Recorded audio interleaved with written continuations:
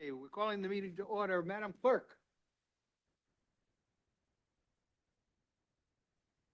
Do a roll call. Councilmember Andriotta, Present. Councilmember Reedy, Here. Councilmember Brown, Here.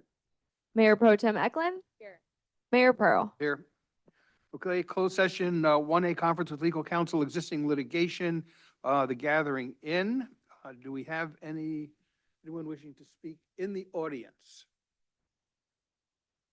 Anyone on Zoom? I do not have anyone on Zoom. Okay, in that case, we'll close public comment and we will adjourn to closed session.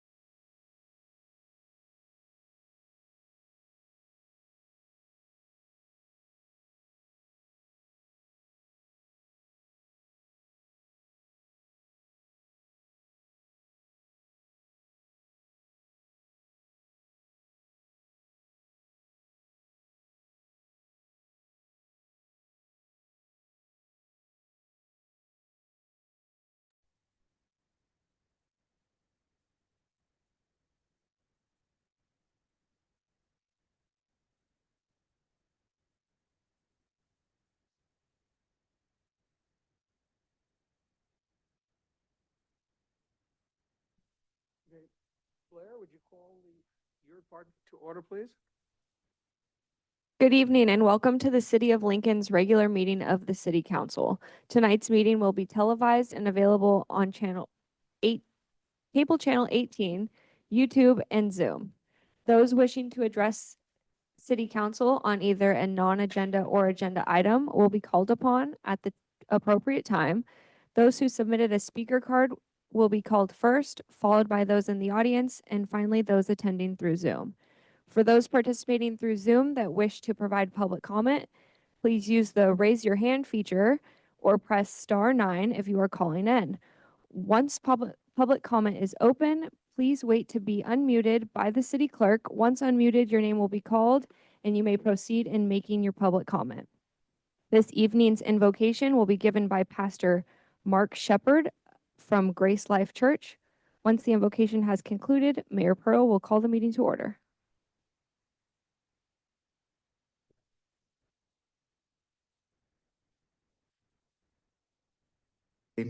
And Father, we thank you for both the mayor and all those represented here, and all the council members and officials this evening.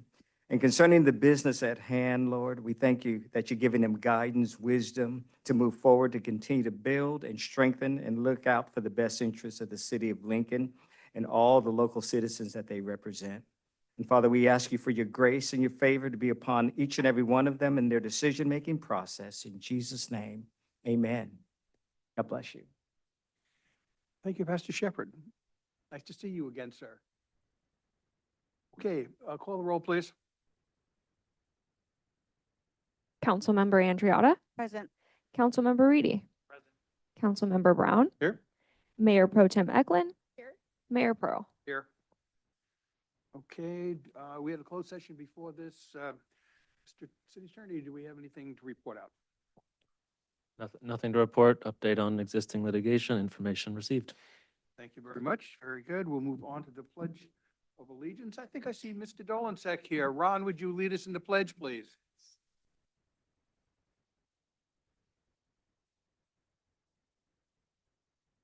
Ready? I pledge allegiance to the flag of the United States of America and to the republic for which it stands, one nation, under God, indivisible, with liberty and justice for all. Thank you very much, Ron, and it's nice to see you and your lovely bride here also. Very good. Okay, agenda modifications. Do we have anyone from my colleagues want to modify the agenda? No. Okay, staff? Okay, very good. Okay, information items and disclosures. Do any council members have any conflicts to report on the agenda this evening? Okay, very good. Thank you very much. Do we have any informational items to share? Good. Okay, neither do I. Whitney, you good? Okay, anyone else? Okay, perfect. Rocking through this over here. Presentations. None over me? No, it's coming up. You went to, it's okay. Okay, I'm Marching just following my forward. script here. So, okay, we're a little bit out. Okay, You went to information items before public comment. okay. We'll have words after this. So, okay, fine, very good. Okay, in that case, very good. Now we'll go to public comment. Public comment, let me just read that over here. You are correct. I just want to hear. Public comment, all speakers' time will be limited to 3 minutes unless extended by the mayor. All comments or questions should be addressed to the mayor. In most cases, the city council is prohibited from discussing or taking action on any item not appearing on the posted agenda, but may engage in brief discussion, provide direction to city staff, or schedule items for future meetings. Okay, do we have any speaker cards? I do have one speaker card.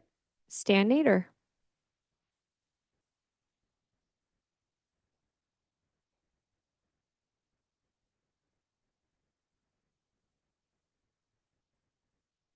Mr. Mayor and Council, my name is Stan Nader. I live in the 12 Bridges area. At the last city council meeting under council-initiated business, Councilmember Andriotta led a very robust discussion about the issue of e-bike riders' behavior and requested the police department staff member who was present in the room to report on the current status of enforcement on e-bike riders violating basic traffic laws. He reported that where possible, traffic officers and school safety officers have been writing citations and working with the school district to restrict the presence of illegal bikes on their campuses. He did state that their ability to provide comprehensive enforcement is limited due to staffing shortages within the department. This certainly demonstrates the need for more resources for public safety and why citizens need to support a financial measure to make it possible to add more officers to the department. In the mayor's comments, he indicated at his last coffee with the mayor, a major discussion in the meeting was about e-bikes. Councilmember Andriotta concluded her comments with a very sobering statement. That was, if the matter of extremely poor behavior by e-bike riders was not dealt with, someone is going to get killed. And that will be a terrible thing for both persons involved to live with. When the city manager is able to put this item on a future agenda, this matter deserves your serious consideration. With regard to the water master plan and urban water master plan, there is no question that PCWA has and will have the ability to provide the surface water supplies that the city needs, and that was confirmed with my conversation with PCWA staff member. The bigger question, does the city have the ability now and into the future to take that water that PCWA brings to the delivery point for the city and properly distribute it throughout the city, given the explosive growth of the city? I raised this issue because over a year ago, my lawn sprinklers did not work, and my sprinkler maintenance person told me it was because the city was messing with my water pressure. When I spoke with a member of the water department staff, can I please finish? He admitted they had lowered the water pressure in my zone because the city was trying to get more water to the west side of the city. It is obvious more work needs to be done, and the water department staff even admitted that in their comments following the presentation of the urban water master plan. Please stay vigilant on this matter because it will require your constant oversight. Thank you. Thank you, Stan. Mr. Manager, do we have any later information on e-bikes? So the police department has a presentation that they've put together that kind of talks a little bit about what they've done and what they're doing and what they want to do moving forward. And they're going to be releasing that publicly this week, Chief. And we'll use that as the basis for a future discussion on this, a little bit more of a holistic one that thinks about the issue regionally versus just within our city limits. Okay, perfect, thank you.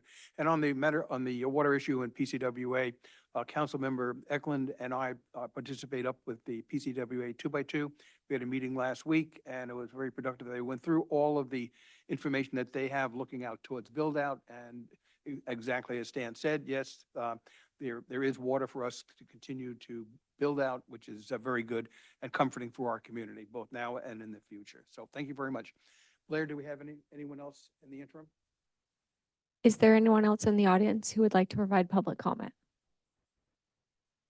Seeing none, I will move to Zoom. Is there anyone on Zoom who would like to provide public comment? I have no hands raised. Okay, thank you very much. Okay, in that case, we will close public comment and move on to the consent calendar. Would any of my colleagues like to pull an item off consent? Mayor, I just have a quick question on item 13J. Yep. So I know it's not exactly related to this item because it's just the agreement with the Potters. I was just wondering if you knew how much we were short for the new scoreboard out there, The latest I heard from the Friends. the Friends and from Clifton, who also, I think they also are contributing, is that they may have reached their fundraising number. So they may have enough or just close to enough to pull it off. So I'll get a better update for you on kind of timeline of when they think it's going to get done. But the city's contribution helped, and then they've must have fundraised more than we put in, I think, $100,000 towards it. So they must have raised over 150 at this point. Right, thank you. Great news. Very good. Thanks, Holly, for bringing that up. Anyone else like to make a comment on it or pull an item? Okay, in that case, I'll ask for a motion. I move approval of consent. Do we have a second? Second. Okay, all in favor, say aye. Aye. Opposed?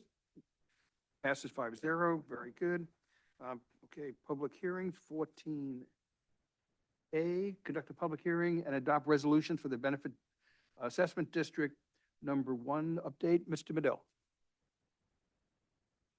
Good evening, Mayor, council members, and public. I will read a script to present this item. The city's Benefit Assessment District Number 1 was formed in 2005 to fund operations and maintenance of city flood and storm drain improvements benefiting properties within the Lincoln Crossing, Aiken Ranch, Cressley Grove, and Lincoln Highlands developments. The city places assessments for the district annually on the county property tax bills. An annual engineer's report is prepared and approved by the city council to set assessment rates each fiscal year. For fiscal year 26-27, the assessment rates proposed for the district are at the maximum rate set when the district was originally formed or additional territory was annexed in. The fiscal year 26-27 collection of assessments is estimated to be $95,430. City Council took the first steps in the fiscal year 26-27 annual approval process on May 12th with the adoption of 2 regulations, initiating proceedings, ordering and approving the preliminary engineer's report, and setting the public hearing date for June 9th, 2026. This evening, city staff is recommending City Council take the next steps in the annual approval process by conducting a public hearing, accepting public testimony, and adopting 2 resolutions.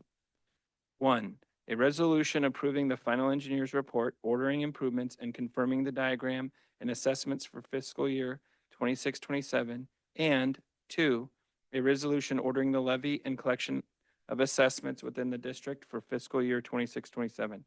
Following the public hearing and adoption of the 2 resolutions this evening, the district assessments will be submitted to the county prior to the June 30th deadline. That concludes my presentation this evening. Myself and the city's consultant from Francisco and Associates are available for any questions you may have. Thank you very much, Matt. Any questions for my colleagues? Well, in that case, we'll open up the public hearing. Madam Clerk, do we have any speaker cards? Is there anyone in the audience who would like to provide public comment on this item? Seeing none, I will move over to Zoom. Is there anyone on Zoom who would like to provide public comment on this item? I have no hands raised. Okay, thank you very much. In that case, we'll close public hearing. Final comments from my colleagues. I have one question, just clarification on the diagram that you have on the staff report. The colors, say 1 through 4, but the teal one says 5 on the map. Is that just a typo or am I missing something? On in the staff report, the diagram? Yeah, it says 1, 2, and 5. 1, 2, 3, and 5. I don't see a 4 on there. Yeah, there's a misprint that zone 5 shown in the map should Should be be 4? should be a 4. Okay, that's what I thought. And then the number 1, the yellow, that's the same area. Yeah, the Just Lincoln, one's- Lincoln Crossing. Thank you. Good catch. We might want to just change that. Any other comments on it? Okay, can we adopt both these sections at once?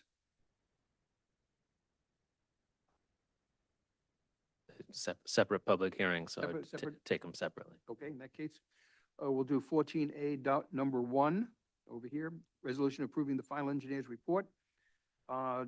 for district number one. Okay, accept a motion? I move approval. Okay, second? Second. Okay, all in favor, say aye. Aye. Opposed? Nope, 5-0. Thank you very much. And I'll move approval for 14A, number 2, adopt resolution ordering the levy and collection of assessment with benefit of district number 1 for fiscal year 26-27. Second. Moved and second. Any comments? Okay, all in favor, say aye. Aye. Opposed? No? Okay, passed 5-0. Thank you very much. Okay. Public hearings 14B, conduct a public hearing and adopt resolutions for the landscaping and lighting district number 1. Mr. Medill again. Thank you very much, Mayor. I do have another script to read. This is far too much for me to memorize, so bear with me here. The city's landscaping and lighting district number 1, otherwise known as the LAD, was formed in 1982 to fund the maintenance of city landscaping, parks, open space, trails, and street lighting. The LAD is comprised of the original benefit zone and 32 additional benefit zone, which in total encompasses approximately 40% of the city's parcels. The city places assessments annually on the county property tax bills to provide funding for operations and maintenance of the improvements benefiting parcels in the LAD. The Landscaping Lighting Act of 1972 requires that an annual engineer's report be prepared and approved by City Council to set assessment rates each fiscal year. For fiscal year 26-27, the assessment rates proposed for all benefit zone do not exceed the maximum rate set when the LAD was originally formed or additional territory was annexed in. The fiscal year 26-27 collection of assessments is estimated to be $3,916,760. City Council took the first steps in fiscal year 26-27 annual approval process on May 12th with the adoption of 2 resolutions initiating proceedings, ordering and approving the preliminary engineer's report, and setting the public hearing date for June 9th, 2026. This evening, city staff is recommending City Council take the next steps required in the annual approval process by conducting a public hearing, accepting public testimony, and adopting 2 resolutions. 1, a resolution approving the final engineer's report, ordering improvements, and confirming the diagram and assessments for fiscal year 26-27, and 2, a resolution ordering the levy and collection of assessments within the LAD for fiscal year 26-27. Following the public hearing and adoption of the 2 resolutions this evening, the LAD assessments will be submitted to the county prior to the June 30th deadline. Also, an analysis to develop strategies to address the funding issues for the LAD that have been previously presented to City Council will be conducted. City staff will come back to City Council at a later date with findings of the analysis and recommendations for consideration. That concludes my presentation this evening. Myself and the city's consultant from Francisco and Associates are available for any questions you may have. Thank you very much. Any questions for my colleagues? One question for our finance director, on the deficit. So we've got, it looks like 828,600, for at large, that's understandable over here, and 1.4 million for, that's covering deficits for those districts that can't generate enough revenue there. And that's come up. I think originally we started looking at this, it was $700,000, and so it's growing every year. I assume that there's no, we're not looking at any reduction going forward. In the deficit, no, there's no reduction going forward. As cost continues to rise, that gap will continue to increase, and the general fund will have to pick up the slack. Okay, just wanted to clarify that. That was a rhetorical question. Yeah, we have to do, at some point, we have to do something about that, obviously. Okay, no other questions from my colleagues. Madam Clerk, do we have any speaker cards? I'm sorry, public hearing. I'm sorry, there we go. I was thinking of something else for a second. Got ahead of myself. Okay, now do we have any? Is there anyone in the audience who would like to provide public comment? Seeing none, I will move to Zoom. Is there anyone on Zoom who would like to provide public comment on this item? I have no hands raised. Okay, very good. In that case, we'll close public hearing. Comments from the city council. Any concluding comments on this before we vote? Okay, I'll accept a motion. I'll accept a motion. Motion to approve. Thank you. Okay, and Ben? All second. Yeah. Thank you very much. Okay, this is for number 1. All in favor, say aye. Aye. All opposed? No. Passes 5-0. Very good. 14B, number 2, adopt a resolution ordering the levy and collection of assessments. I'll accept a motion. Moved. Second. And second, very good. All in favor, say aye. Aye. Opposed, no. Opposed, very good. Thank you very much. Okay. Okay, general business. 15A, adopt a resolution approving a technology disruption policy for public meetings in accordance with SB 707. Ms. Brown, are you? Here you are. Hi.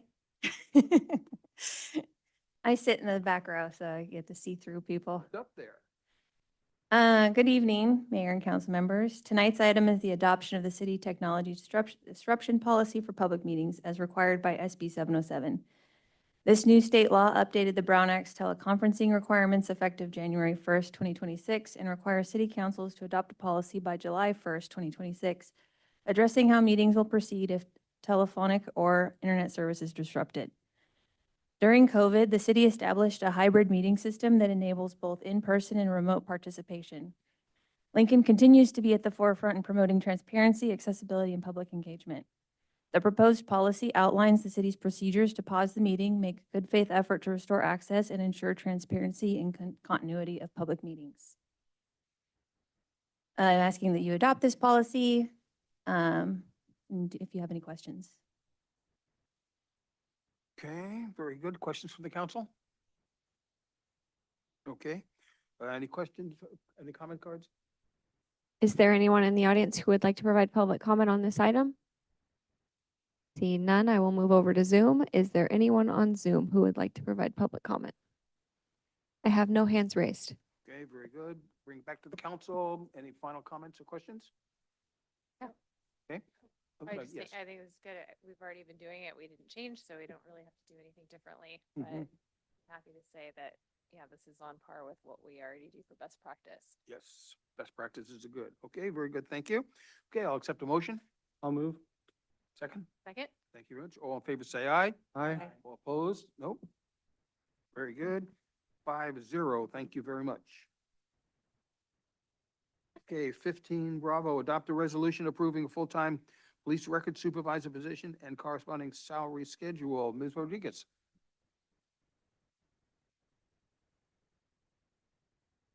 For the receipt, retention, redaction, and release of official police records, police reports, and related law enforcement records in compliance with legal requirements associated with court orders, subpoenas, and Public Records Act requests.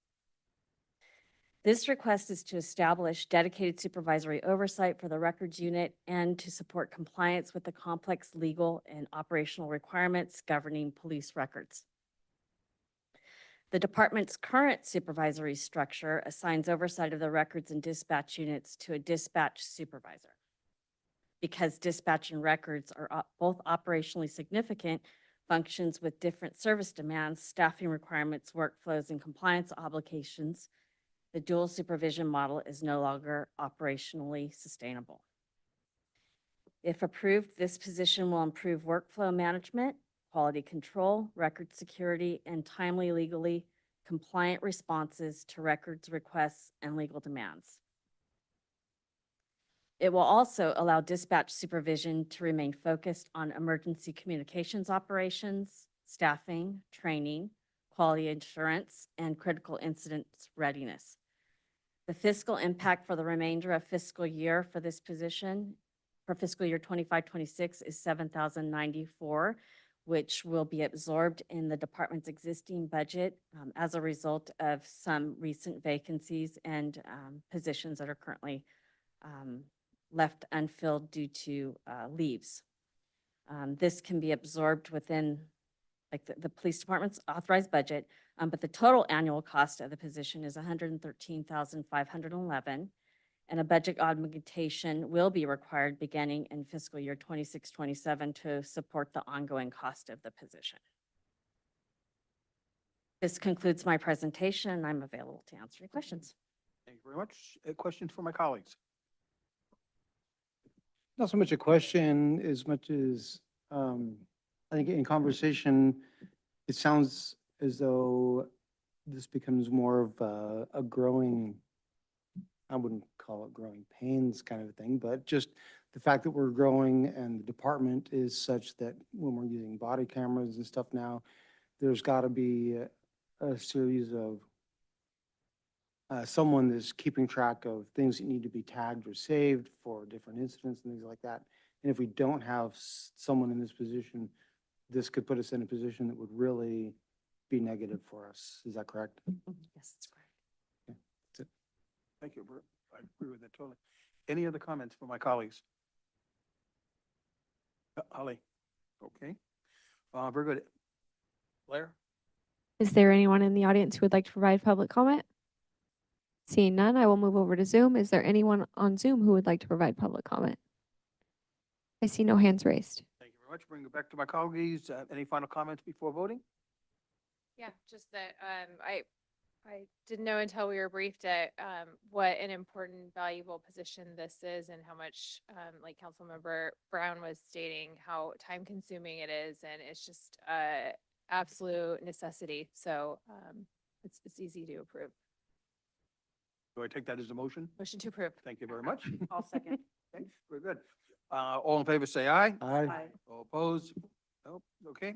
Passes 5-0. Very good. Thank you very much. 5, Charlie, receive and file a report of the status of water, wastewater, and sewer funds. Ms. Racker. Good evening, Mr. Mayor. So this is our annual report of the status of the wastewater, water, and sewer funds after the correction of the rates charged to our community members. If you recall, a few years ago, we performed a rate study, and as a result of rates not being raised for a number of years, we had to do a significant correction of rates. However, since then, the rates are at a more manageable increase each year. Water is scheduled to go up 3%, garbage is going up 5%, and wastewater is going up 3% as well. And we did commit to the community and to this council that we would bring forward a status of those funds each year before we implemented new rates, that we would confirm with the council that they would like us to proceed with the rate increases as they are scheduled. Council always has the option to charge less, not more. But we are recommending that the rates as issued in the adopted schedule are implemented. Since the implementation of these rates, these funds are now in a healthy status. We continue to monitor them. We are using the funds as required to pay for operations and capital projects. And sometime next year, next fiscal year, we'll move forward with a new rate study as we come towards the end of this 5-year period to determine how we move forward with these 3 funds. And that is my report. The only action is that you confirm, that not a vote, but just a confirmation that you would wish the rates to proceed as they are scheduled. Do we have any comments from our colleagues? I had one question. So with WATMA not increasing their tip fee, what percentage of that is baked into the predetermined rates? So assuming we're going to be coming out a little bit ahead because we're using the same rate, but we're not getting an increase. Yeah, so our increases are all encompassing, including all operational expenses, not just the tipping fees.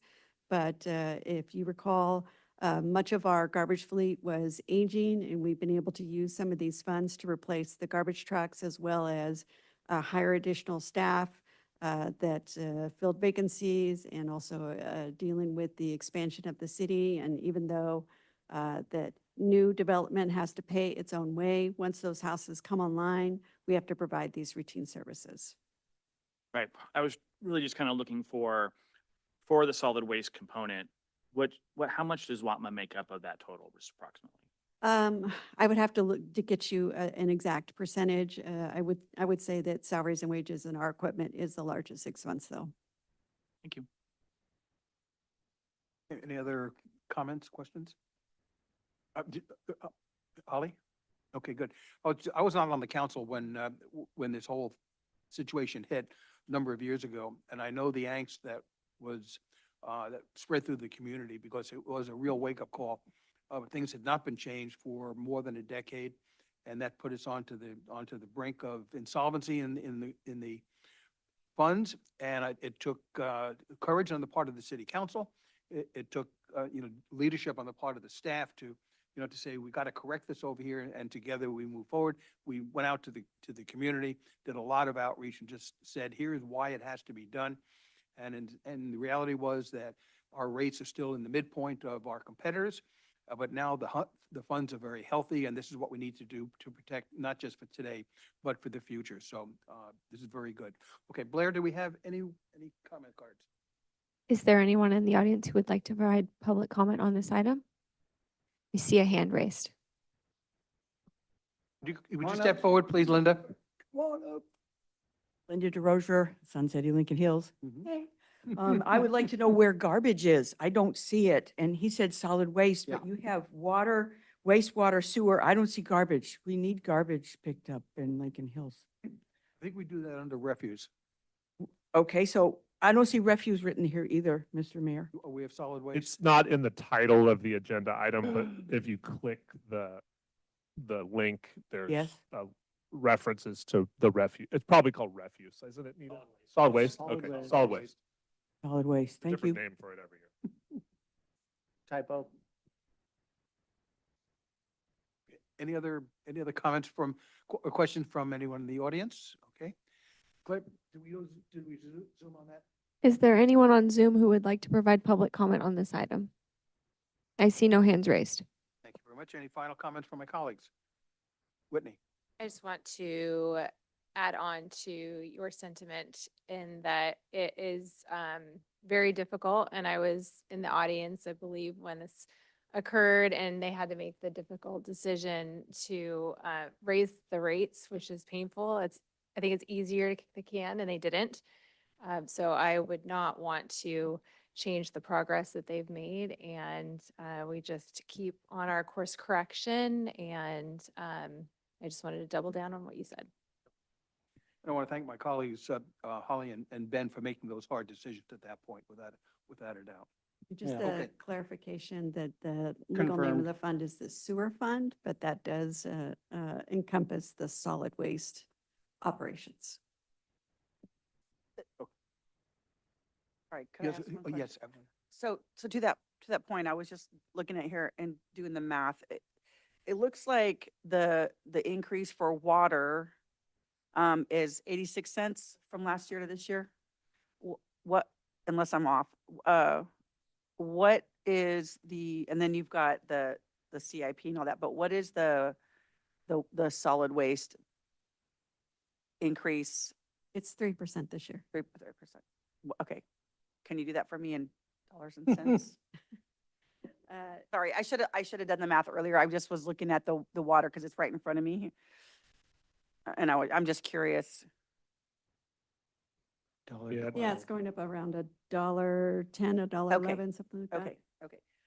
So to the comments here, I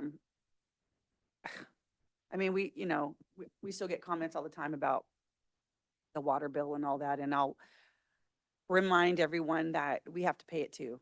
I mean, it was a difficult thing to do, but I feel good that even though it's been a challenge over the last few years, that we're on a good course now. So where we bit the bullet and we did the hard thing a few years ago, but now it's just going up a little bit each year until we get to the plateau level, and then we can, decide where we are.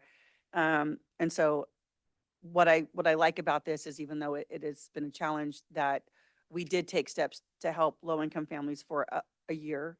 And then we also are seeing capital improvement projects. We're seeing 100-year-old pipes being repaired. We're seeing our infrastructure being strengthened, and that's a good thing. And the other thing that I would like to remind people who are, maybe still angry about the utility rate is that what we tried to explain back then also was that if we didn't course correct, the state could come in, take over those funds, and then charge whatever they wanted to. And so I felt like it was our obligation and our duty to protect our resources and protect our residents from that, because the state doesn't care. They'll do whatever they want. And so although it was a difficult time of, the rate study and all the meetings and making that decision, I'm glad we did it.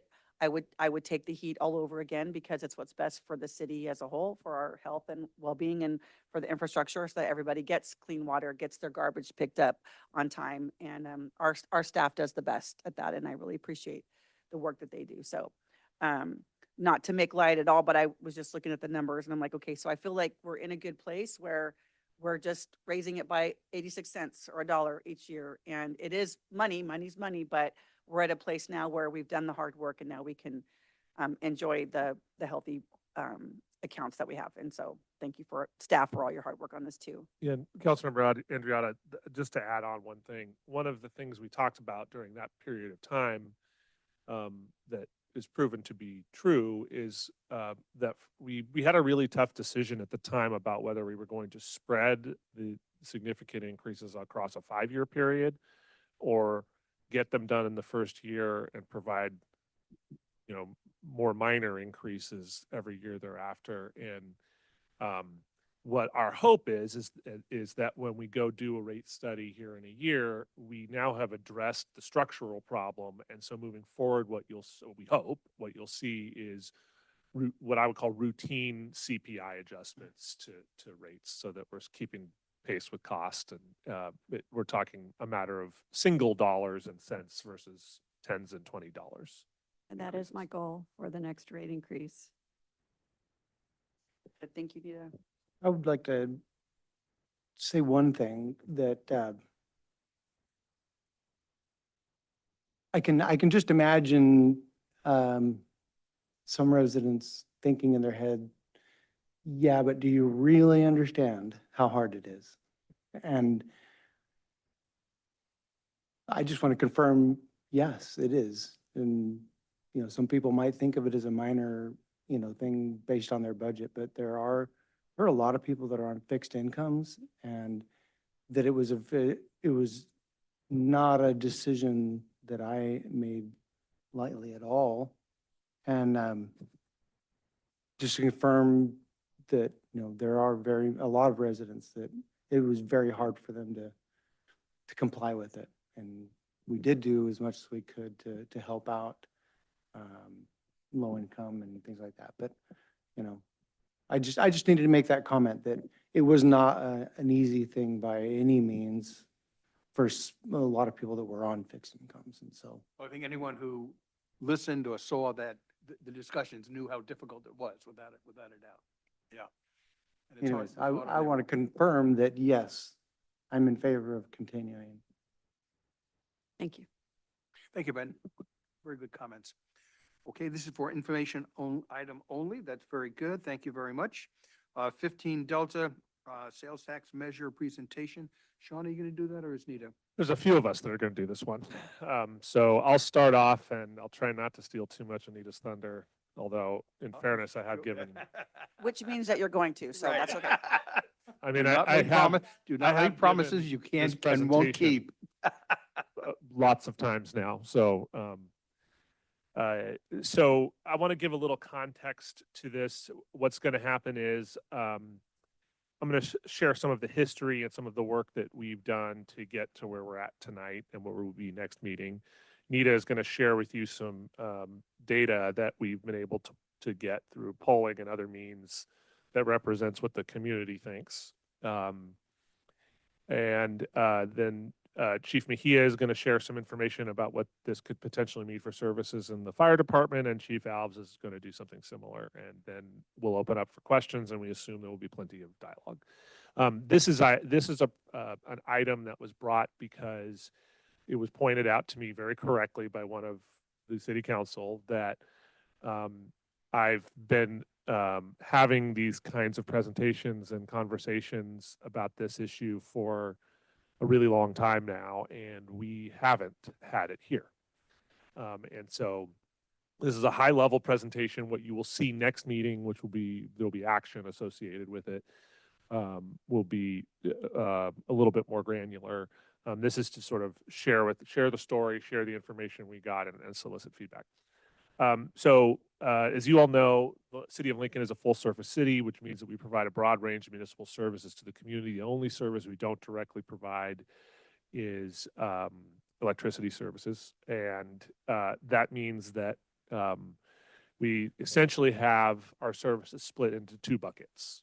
One bucket are enterprise funds that should be designed to be self-sufficient, i.e. water, sewer, airport, solid waste, et cetera.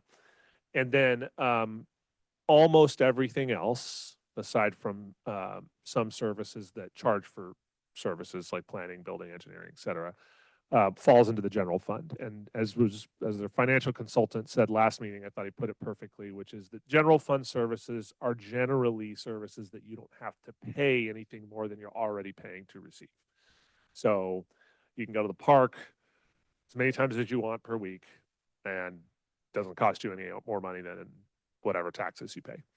And same goes for police services and fire services, et cetera. So in the general fund, the core services that make up those funds are essentially the following. It's not an exhaustive list.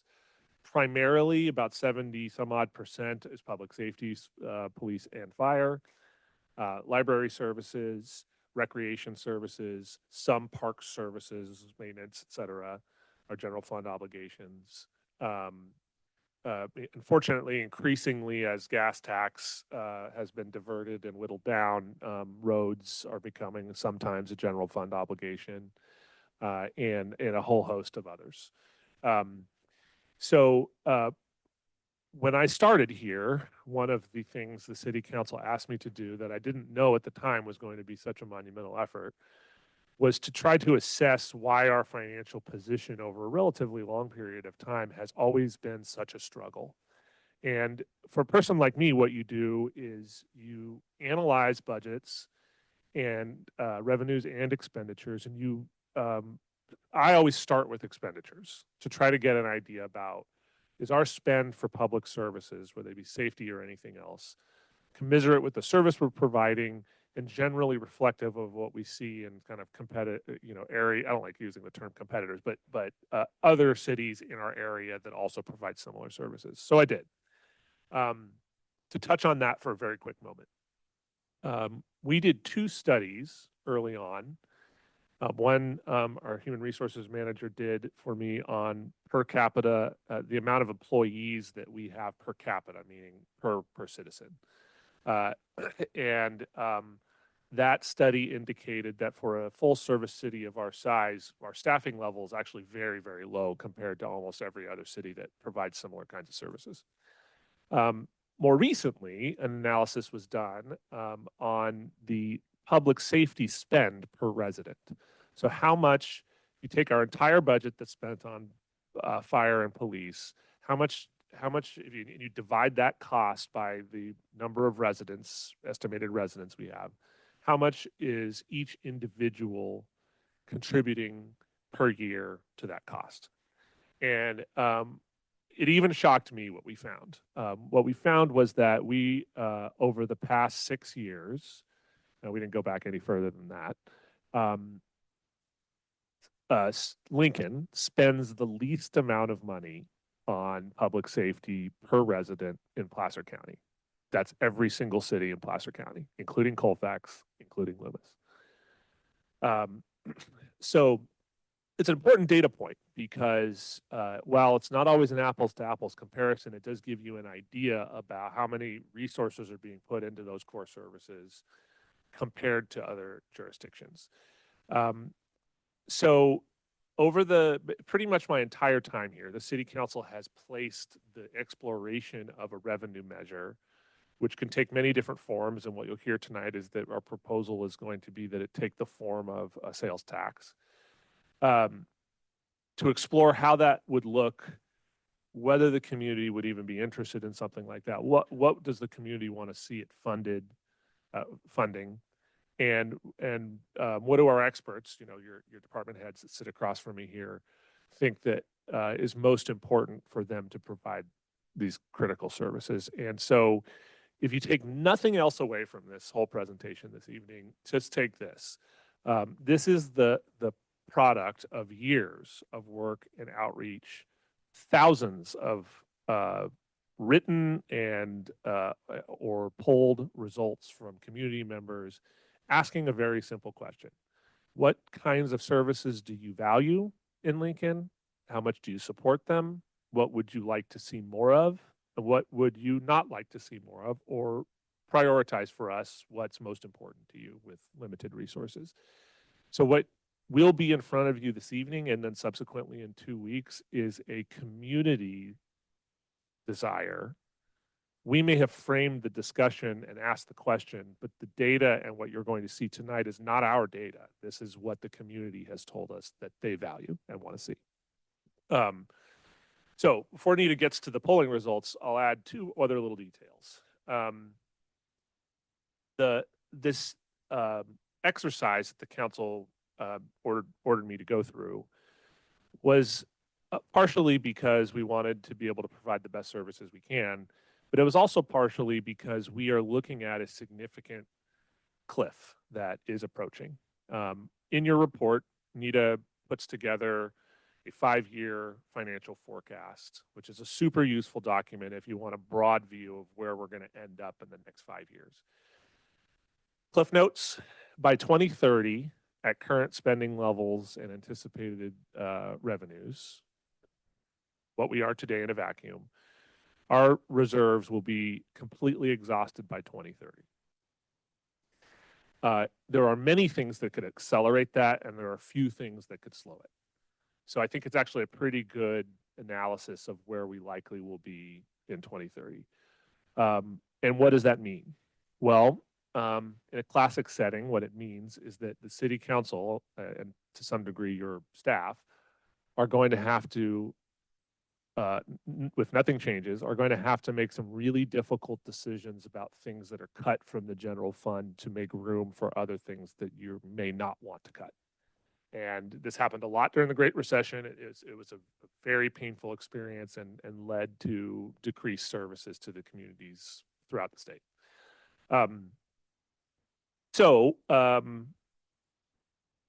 What we did in the years that followed is we tested concepts. We asked questions, and like I said, Nita's going to get into that data in a moment. So you don't have to come back to me, I'll tell you what happened is since we've received all that information back. We received all the information and we realized, survey results and polling data is very useful, but what's even more useful is actual conversations with community members and groups. And so for the past, I don't even know anymore, 3 months, 4 months, 5 months, I've been speaking to dozens of community groups, area communities, nonprofits, you name it. I'd speak to a group of 2 people at Starbucks if they'd have me. And truly, I actually have given presentations to like groups of 3 people. And that was all an effort to share what we've learned and to try to hear back from those people that may not have filled out a survey or been contacted by pollers. Are we wrong here? Are we missing something that maybe you don't agree with? And this is anecdotal, but I can share with you that almost nobody had any significant concerns about what we were contemplating. Almost everybody was very understanding and generally supportive of the concept. And I'll end by saying this. What you're going to hear in a moment is that public safety ranks very high, and retaining and improving our services ranked in public safety in particular, ranked incredibly high in the voters' mind in Lincoln. And there is an appetite to make sure that that is funded through this mechanism. Our job in this process is to educate the community and allow them to come to their own determination about whether or not it makes sense at the ballot box. But what I will say is that public safety is the foundation of what makes your community special, and especially in Lincoln. For some reason, because it's a nice place to live, and I suppose sounds based on our data, our people are generally law-abiding citizens. Safety has become, being a safe place to live and raise a family or retire has become our brand. We are a safe community with values that are reflective of being in a place that protects the individual and their property. My view is that there are all kinds of things in local government that you can underfund, and there are consequences for that.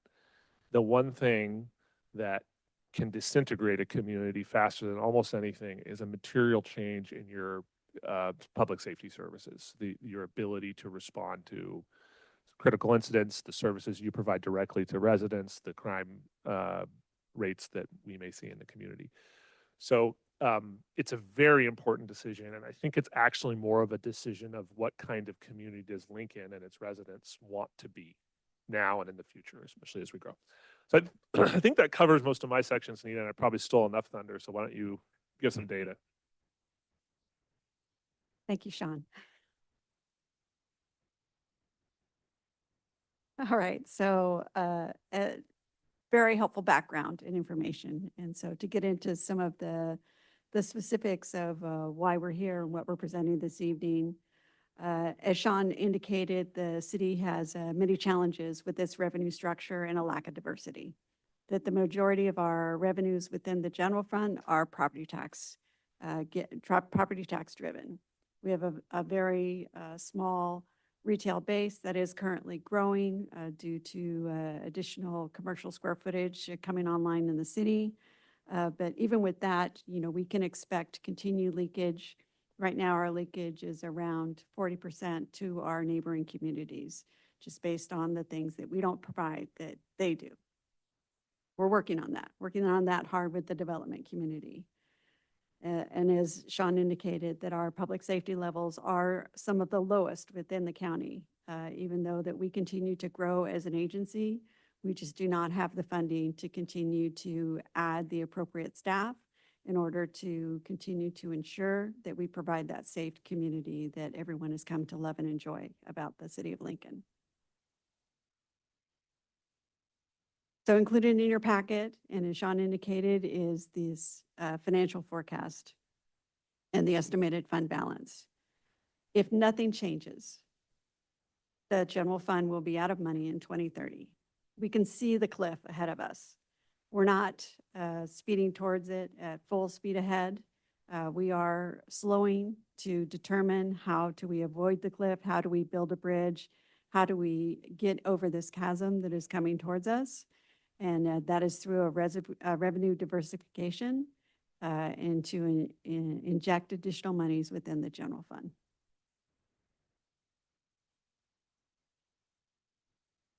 So why are we considering additional revenues? As Sean indicated, all of our core services are primarily general fund driven core services funded through property taxes, recreation, library, public safety, even a little bit of services like the LADs that are linking money, right? So we're shifting into other departments that can't fund themselves fully. But it is those core services that rely on those taxes that are currently being shorted. We considered what is the need of the city. The current deficit within the general fund is approximately $3 million, the structural deficit. That does not include the current dollars that are being funded through a property tax sharing agreement with Placer County, which is another approximately $2.4 million. So the whole net is over $5 million. So when we looked at what would fill that gap, we looked at the least amount possible. We considered a 0.5-cent sales tax. And while there are advantages with a lower taxable amount, and possibly even greater advantages than filling the hole immediately, and that's something to be considered. But we considered that filling that need and allowing us to provide the services that we're not able to provide today is possibly more significant, but that is a decision for this council to consider and more in depth in our next meeting. We've done numerous outreach programs. As Sean said, he has given this particular presentation he just gave to this even dozens of times. There was one day where he gave the same presentation 3 times. He's talked to multiple nonprofit groups, social clubs, charitable organizations, HOAs, community groups, stopping at coffee shops, when you walk across the street and start talking to someone, the next thing you know, we're talking about the needs of the revenue and the lack and what is missing from this city. In addition, both of our chiefs, Chief Anthony Mejia and Chief Matt Alves, have gone out into the community to talk one-on-one in less formal circumstances, meeting again at those coffee shops and in their daily routine of communicating with our community members of, again, what it is that they want, what are their needs, what's important to them. Because we really not just to be this, want this to be successful because we have a hole, right? But we want this to be successful because we want to fill a community need. The other thing to consider is that there are neighboring communities that will be moving forward with similar types of measures this coming election cycle.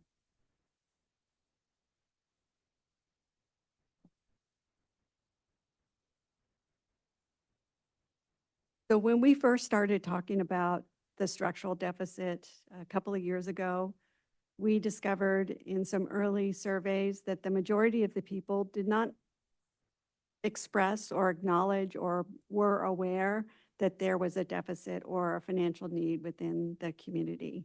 And so we began education, trying to get the word out, trying to move forward this information of what is the reality of this situation.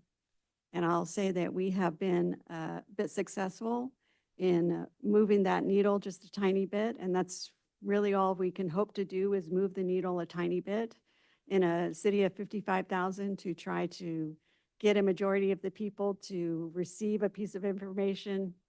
It's very challenging, but we have been able to move that forward so that we do have a larger percentage of our population that acknowledges that there is a great need or some need for an additional funding for city services.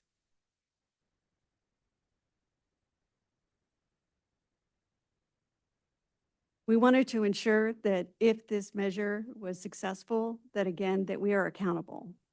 Since Sean and I came to this organization, and even before we entered this organization, the city of Lincoln had turned the corner of its financial woes and was moving towards a solid structure of financial sustainability and accountability, sorry. And so we want to continue that. We want to make sure that we're continuing that and that we're continuing it in a way that is meaningful to our public and to our community. And so we ask this important question: what is important to you in the way these funds are handled if additional funds become available? The highest priority, spending funds locally, that these funds are locally controlled, that they are within the purview of the city to put back into the community. The second highest priority, public spending disclosure. So that could be additional audits, that could be the financial transparency portal, that could be the annual report like I just gave on the enterprise funds, except on a wider scale, where we're providing more in-depth information of the monies that are being received and exactly what they are being spent on and how they are meeting the needs of our community. We also talked about annual audits, independent audits, which is something that we currently perform, but it could be that we have a specific audit for these funds especially. And the other thing that what sort of rose to the top was community oversight. While we have a financial investment and oversight committee, it could be that a different committee is needed just for this purpose, or that committee begins to take up the mantle of ensuring these funds are spent in an appropriate manner.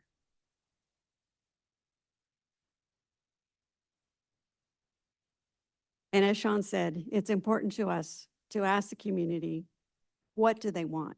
What are their needs? What are their priorities? And so we ask these questions in many different ways. It's not just that we ask it once and we take the answer and we all move along, skipping down the road. We ask this question in multiple ways to ensure that we are getting the information from the community that is the answer, that their needs are being met. And the highest priority was to maintain 911 emergency response times. adding advanced life-saving equipment and trained paramedics. And I'm not going to steal Chief Mejia's thunder and talk about that. He's going to talk about that in a minute. Preventing cuts to fire protection and response services, preventing cuts to police services, retaining and attracting qualified officers, both firefighters and police officers. Lincoln is now third safest city, thank you, within the state of California, up from the fourth safest city. As Sean said, that has become our brand, that Lincoln is a safe place to live, that Lincoln is a place where you want to raise your kids, where you feel assured in sending them down the street, not on their e-bikes, walking, to go to the park, to walk to the corner store, to come home from school in a safe manner. And to provide public areas, parks that are healthy and safe for our kids. So before I steal Chief Mejia's thunder, I'm going to ask him to come up and present his information. Good evening, Mayor, City Council. I want to thank you guys for this opportunity for me to express our need for this sales tax measure for the Lincoln Fire Department. Tonight, I want to leave you with two things. I want to first talk to you about the problem that we're having with our EMS service delivery model. Second, as I want to express what our immediate need is for ALS in Lincoln right now. So a little bit of background, Lincoln Fire Department has chronically been underfunded and understaffed. It's really no fault of its own. I would tell you that we started off our fire department in 2001 as a paid professional fire department, but the 2008 recession hit, which really took our legs out from underneath us and made us close down fire stations. We had to reduce our staffing model down to 2 firefighters per engine, which I will tell you is, in my business, is not really something that's doable. So just mad props to all of our firefighters out here that have really held down the fort during those times. But really what happened in 2022, you were a part of that. Some of you on the council, bringing back that 3rd firefighter. Sean ushering in that grant to help us out. But really during that time, we became static. We became stagnant. Other fire departments weren't reducing staffing models. Other fire departments were actually growing in ALS services. But we continue to be understaffed. We just reached our public safety model where we broke free of that, but we still don't have a command staff. We still don't have training staff. We don't have clerical staff. And all of this is a result of kind of like what Nita has explained. But really, that's why we haven't transitioned into an ALS fire department. It's not because the city doesn't deserve it. It's not because the citizens don't deserve it. It's just really because of these financial woes. But really what that's really leading us to is that this requires the city of Lincoln to rely fully on AMR, which is a for-profit business for all of our ALS care for all of our citizens. This is just something that is not going to be sustainable. As the city continues to grow, this EMS problem is going to continue to worsen over time. So really, what is our current need? I will tell you right now that if you look at the call volume, we've doubled in calls over the last 10 years. The growth that we're trying to bring into the city, that's going to continue to increase. Out of our call volume, we run more calls than Rockland. We run more calls than South Placer and a lot of surrounding units with a lot less funding and a lot less staffing. And what that's really doing is that growth is not only impacting us, it's impacting Roseville, it's impacting Rockland. And that's what's happening is it's really bottlenecking all of our services at these hospitals. We haven't developed any new hospitals. We have a lack of hospitals. This picture that you're seeing in the background right here, this is an actual picture from Sutter Hospital on a Monday morning a month ago. This is over 14 ambulances on wall delays. Basically, those ambulances are taken out of service. They're waiting to exchange care with patients, and they can't get back into the system. For other fire departments, not that big of a deal because there's paramedics on every single fire engine ready to render care. We're in a different position. We've had ALS calls that will end up at our station. We've had ALS calls that have had 20-minute response times where we can't render care, where we know that these people are now that we're putting our citizens and their lives are at risk because of this service model. So really where we're looking at is our goal is to bring in a top-tiered paramedic program into the city of Lincoln. I think it's something that's absolutely doable. I think you have to do it with the right department. You have to do it with the right people. The one thing I want to say is that, the Lincoln Fire Department, I'll tell you, when we went to 2.0, we were looked down upon. We seemed like we weren't as good as other fire departments. But our firefighters, they're resilient. And there's somebody that have come here, they're supportive of this program. I feel like this is a program that we can put on their backs and we can turn this whole thing around. But it's not going to be turned around without funding. And so what we really want to do is we want to bring in high quality, experienced lateral firefighter paramedics We can't start with basic paramedics that just come out of school. We want to attract the best into the city of Lincoln and build the foundation of this paramedic program off of that. And so really, again, what I want to say is I've gone around and spoken and done this presentation many a times to different people as well. The response, just like Sean, I'm echoing that. I've never had one person rebuttal it. And usually the answer to the question after I get done is, what can we do to make this happen? And so I think bringing this to the voters is exactly the choice that we want to give them. And it's something I think that we can deliver on. Thank you very much. The only additional thing I would add is that the Lincoln Fire Department is the only fire department with a senior community that does not provide advanced life support. Country. We are the only one that does not provide advanced life support. And Chief Alves?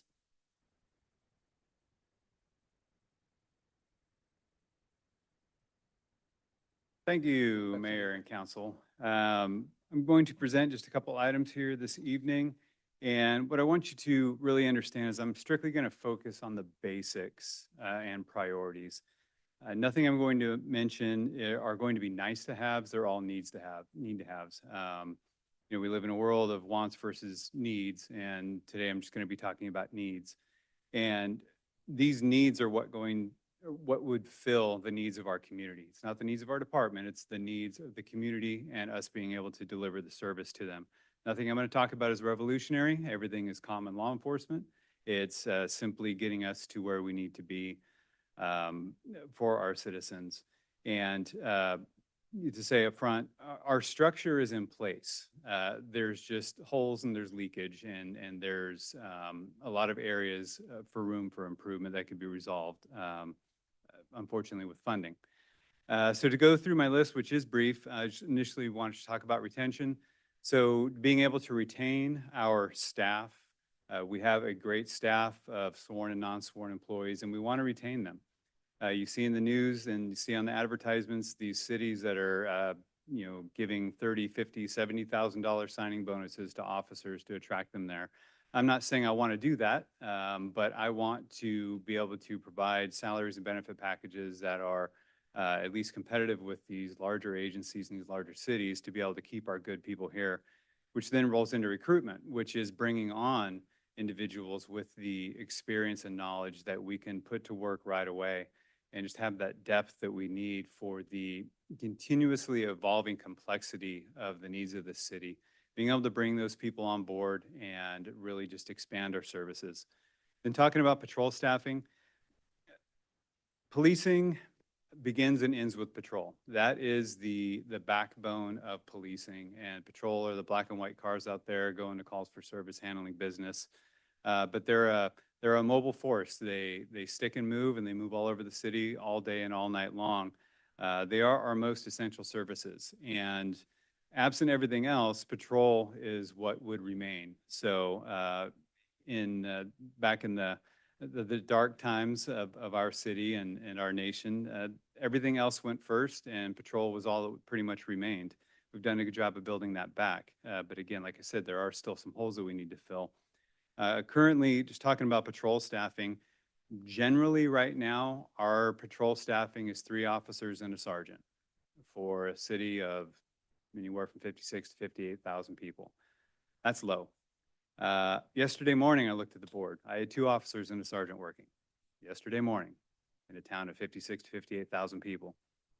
Where we need to be, where I would be comfortable, is being minimum staffing of 4 officers and a sergeant. We can get close to that right now, but with some vacancies we're actively trying to fill and some long-term injuries, that just makes it a little bit tough. So right now the board is 3 and a sergeant, but we need to be at 4 and sergeant. Once we get there, because again, the backbone is patrol, then we start rolling into specialty unit staffing. Specialty units are the more specialized units within our department, such as investigations, traffic, specialized resource team, and those need a lot of help. Currently, we have 2 detectives and 2 detectives handling all of the caseload within the city. And detectives will take on the more complex and critical cases, your homicides, your rapes, your child abuse, child sexual assaults, kidnappings. That's what our detectives work on. Right now, that's all they work on. it's not common for them to work property crimes right now. And I don't like that. I've never liked that. I've never liked the fact that we're just having to let cases with leads go stale because I don't have the people to work them. That's not okay with me. So I want to add 2 detectives to our detective unit. So we have 4. I want to add a detective sergeant to be able to oversee the detectives. Moving past detectives, talk about traffic. How many times have e-bikes come up tonight? And it was said earlier, we have a hard time enforcing it because I have 1 traffic officer. Our traffic officer is a very skilled individual, and most of you know him and have interacted with him, and his skills go beyond just riding a bike. He's out there going to mitigation meetings, coming up with plans with streets and with the city to resolve problems kind of before they happen or as they happen, to resolve them otherwise. So he's really probably spending at best half his time out there on patrol enforcing our traffic laws. I want to add a traffic officer. I want to add a traffic sergeant. The traffic sergeant would take over these ancillary roles and have the authority to make these decisions on behalf of the department. Talking about SRT, you all know SRT. That has just been one of the most impactful things that we've been able to implement over the past few years. With vacancies, we're down to 1 SRT officer.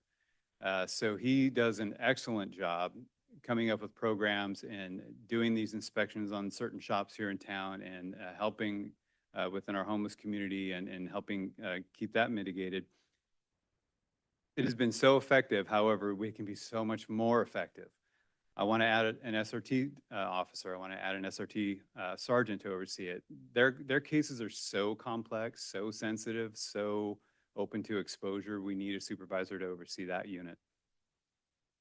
So really, all of this can be accomplished with 7 positions, 7 sworn positions. And bear in mind, this is needs. You gave me a check right now. This is what I would buy right now. There's a lot more to do in the future, but I'm not talking about wants. I'm not talking about non-sworn, and they're not going to be happy that I didn't even bring them up here tonight. But right now, for service delivery to our citizens and to solve crimes, keep us the 3rd safest city in the state of California, this is where I need to be. You know, historically, we've struggled to grow. Our department struggled to grow in the city. You all know that, and that's not uncommon with any department here in the city. But we need a solution that gets us closer to being able to keep up the pace with the growth of the city, get us closer to close that huge gap that currently exists. That's always existed. My 27 years here, it's always existed. It's nobody in this room is nobody's fault. It just is what it is. But we need a solution to get us closer to closing that gap and to keep pace with the growth of the city. So appreciate you listening to me. Thank you very much.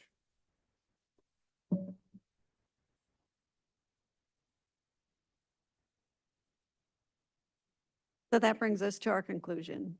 And what we were bringing forward to you at our next council meeting, more in-depth report. But our current proposal after the results of our polling is to request that you consider the introduction of a 1-cent sales tax for the upcoming November 3rd, 2026 general election ballot in order to promote public safety, maintain safe children's play areas, retain and attract local businesses for locally controlled funding until ended by voters.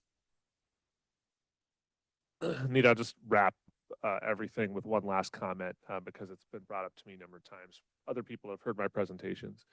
The term under which we tested a number of different terms for this, and the data has actually shifted over time. I'm not sure that I can explain it, but the numbers are the numbers. We tested things like a 15-year measure that sunsets, a 20-year measure that sunsets. Initially, what seemed to come back was then our kind of jokey analysis of this is 9 years came back looking pretty good from the voters' perspective. Why 9 versus any other number? I just think it has to do with $9.99.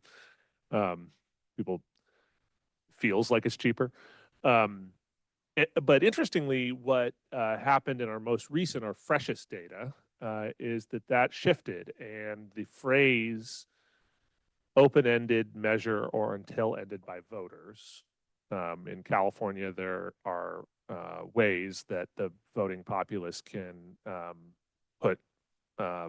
can reverse taxes that are levied if they're able to get the voting threshold. So we debated internally amongst staff a lot about whether or not how we were going to frame this discussion. And my view is that, I don't think talking and using the term transparency makes you transparent. I think doing things that are transparent, sharing what I'm sharing right now, is what real transparency is. And to be totally transparent, my view, I'm responsible at the end of the day for the provision of all of the municipal services that are provided to the community.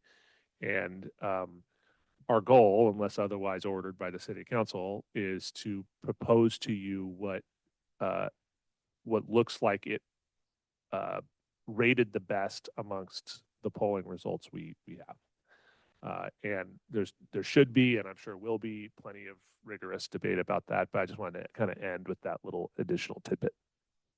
Transparency. Thank you very much. Excellent presentations on behalf of everyone over here.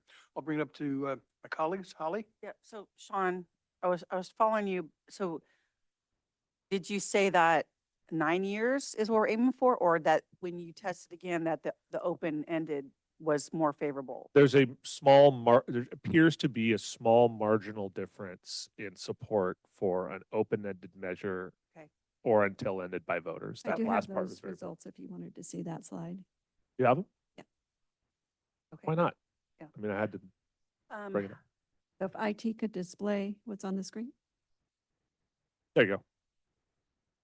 So we asked it not necessarily an open-ended tax measure. That's not the question that we asked. We asked them, how would you like this to be handled? Would you like this to be for a set term of 9 years?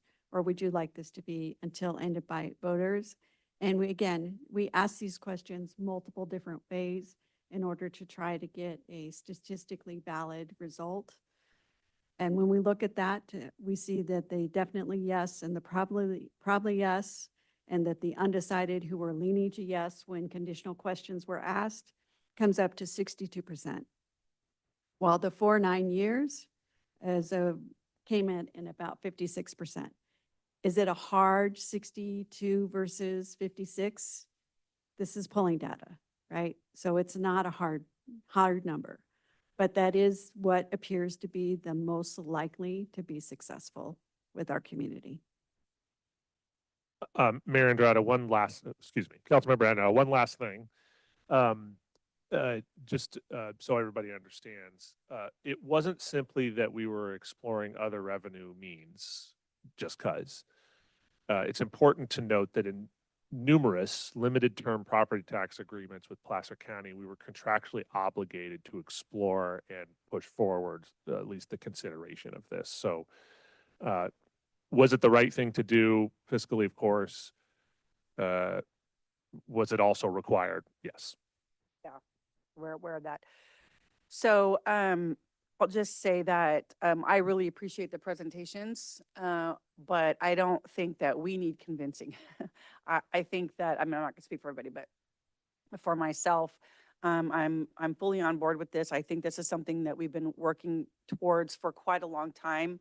I am very proud of the work that we did to get the 9 new firefighters a few years back, but we need to keep going. We need to keep going. We need the ALS. We need more officers. It's frustrating because, there's a lot of growth happening and we need to keep up with the growth, but we're kind of forced into the growth, right?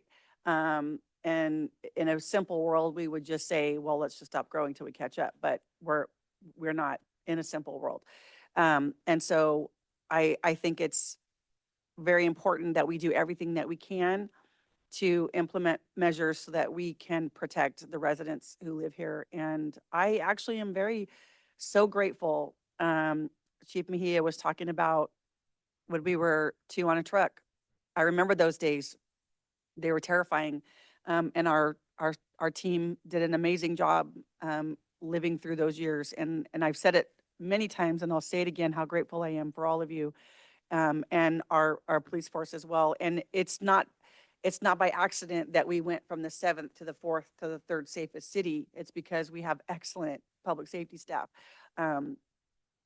And so the ability that we had to implement that, or to augment that, I'm very proud of that, but we need to keep going. And so, this, I think our residents will vote for it overwhelmingly. I think everyone that I've talked to also is very supportive of it.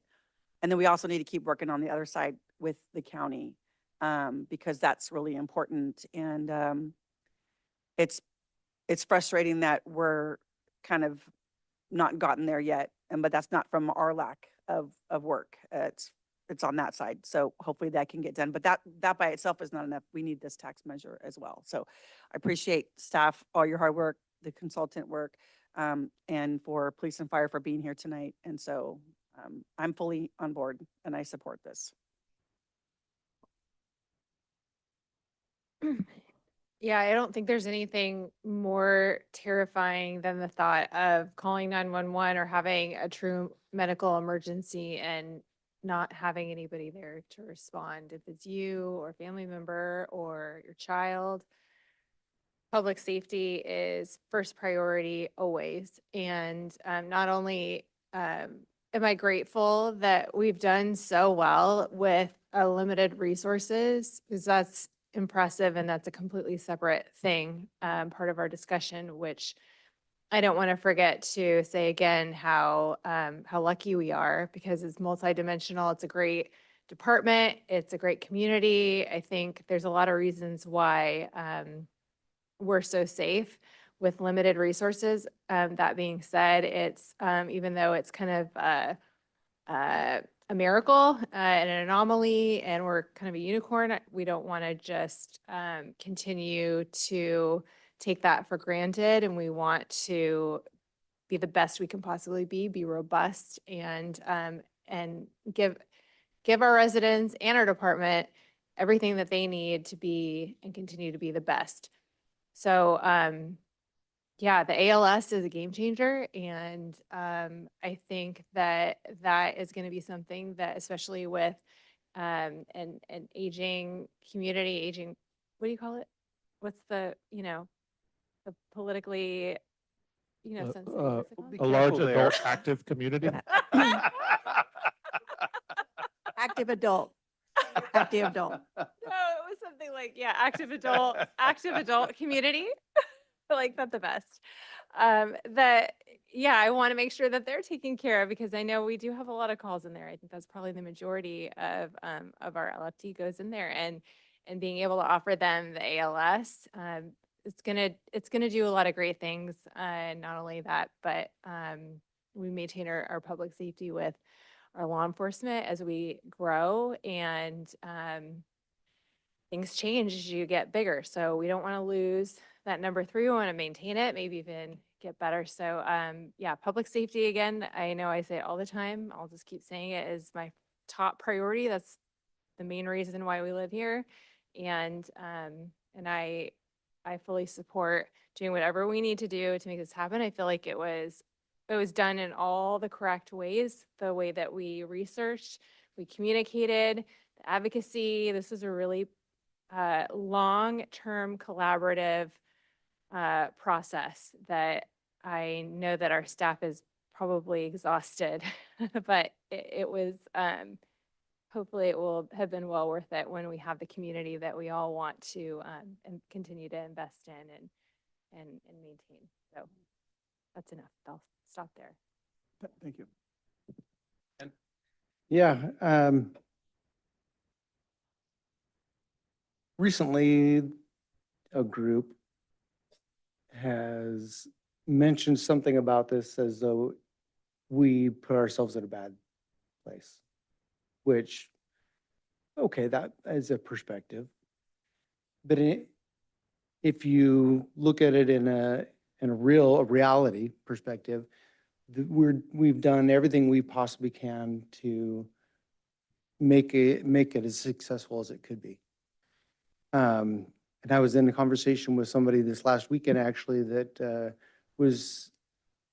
had expressed to me that on 12 Bridges Boulevard, going down up towards Lincoln Hills, he consistently had observed people that go 10, 15 miles an hour over the speed limit. I'm like, no way.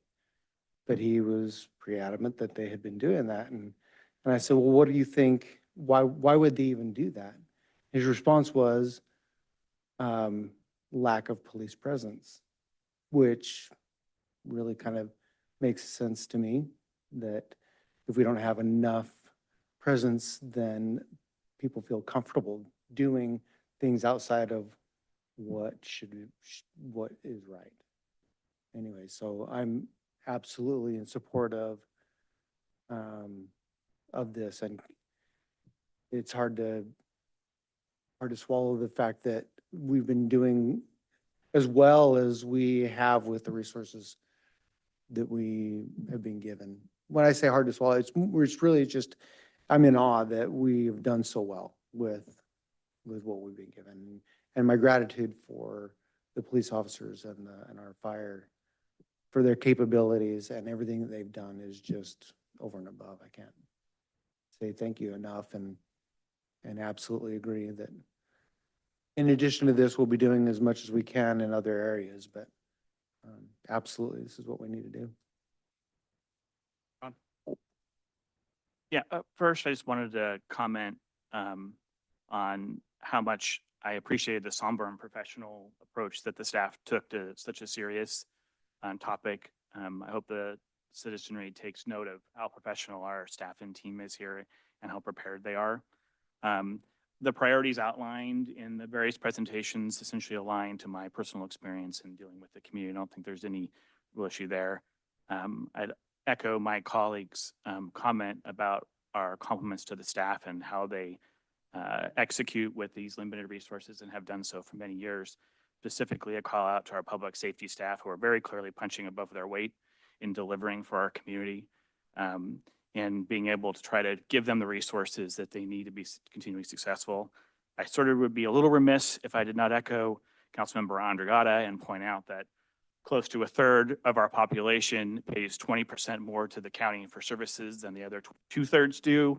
And that's something that we really need our friends in Auburn to take note of and correct, because it's doing a disservice to our population. And it's one of the things that's put the pressure on the budget that we've been experiencing since approximately 2001. Some technical things that I would like to see between now and June. One, we've seen a number of numbers. So, I think last year when we passed the budget, we said there'd be like a $3.6 million structural deficit. The document tonight shows a 3.8 deficit for just the second year. In the presentation earlier today, we had 3 million general fund and 2.4 coming from tax sharing. I think it'd be useful to kind of, all those numbers could turn out to be correct, but I think the contextualizing them and normalizing them to a common framework so people can really understand what we're talking about, because they all sound different and they've changed in a year. I think that would be very helpful to give ourselves and citizenry a clear picture in the proper context. I think that it's worth having some continued conversation about the term. FM3 was kind enough to give me some time to kind of go through the methodology of that survey. And you'll notice in that slide that the hard yeses are at 51% for a term limited, and the hard yeses for until ended are at 50%. And the rest is in that soft, undecided yes.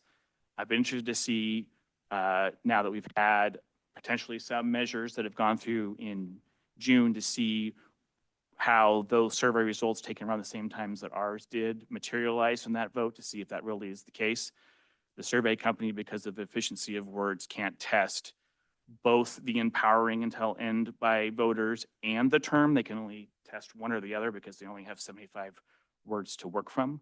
And I think that some more thought about that term is worthwhile, because I think it's not entirely clear to me that it comes out the way that the initial results said. In terms of the actual rate itself, I understand where the number is and why it's there. One of the concerns that I'd like to get some more information on is the actual impact of one rate over another to the overall general fund. In the last, say, 20 years or so, we've done about 90,000 square feet per year of commercial in Lincoln. But in the last 10 years or so, it's only been about 30,000 on average. And so when you increase your tax rate above everyone else in the county, that creates some kind of drag on your commercial absorption. And I would be interested to understand what these different rates mean, both in the short term and the long term for the fiscal health of the city, because there's a real drag in being 1% higher than Placer 1 and both communities trying to build out 5 million square feet of commercial in the exact same time. And so I'd be interested to have a little more conversation on that, just to understand what that is, to make sure that when we go out with a rate that's going to sort of maximize our overall financial benefit so we can deliver the most services, sort of bang for your buck kind of provision. So those would be the three things I had asked to kind of flesh out between now and the next time we talk about it. Thank you. Thanks. My comments are that the services that we're talking about tonight are probably about the most expensive services that a city can provide: public safety, police, and fire. And especially once you start talking about specialized services within that category, ALS providers are more expensive than BLS providers. It just ratchets up. One of the things that I was heartened to see is that our cost per service is so much lower, if not the lowest of any of our competitors. So that tells me that we are doing as best as possible within the means that we're given. It doesn't mean that we can't do better, but we're certainly doing really well in comparison to everyone else. Are all the prices too high? I don't know the answer to that. Would I love to have $3 gasoline back per gallon back again? Yes. But the reality is we have to pay for the services that we want. And I think that we're at the tipping point for what sort of a community do we want to see, not just for today, but for going forward. Sean mentioned the brand that we have in Lincoln being safe for everyone here. And I think that that is so important. And I think that's one of the reasons why I think the community is going to be favorably inclined for this measure. Could it be a half cent?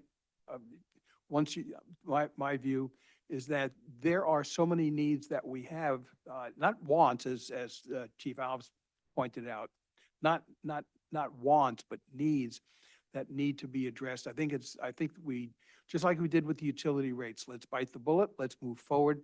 Let's make sure that we have the accountability on the part of the citizens, so that however we have that oversight committee, it's in place, they do the job, and so the community understands that, yes, we're paying more, but we're getting more also. The other thing that I think we need to keep in mind is the fact that while this is a 1 percentage point sales tax increase, and Sean, you may know the answer to this, what percentage can we expect that we of the additional $6 or $7 million would be paid by non-Lincoln residents?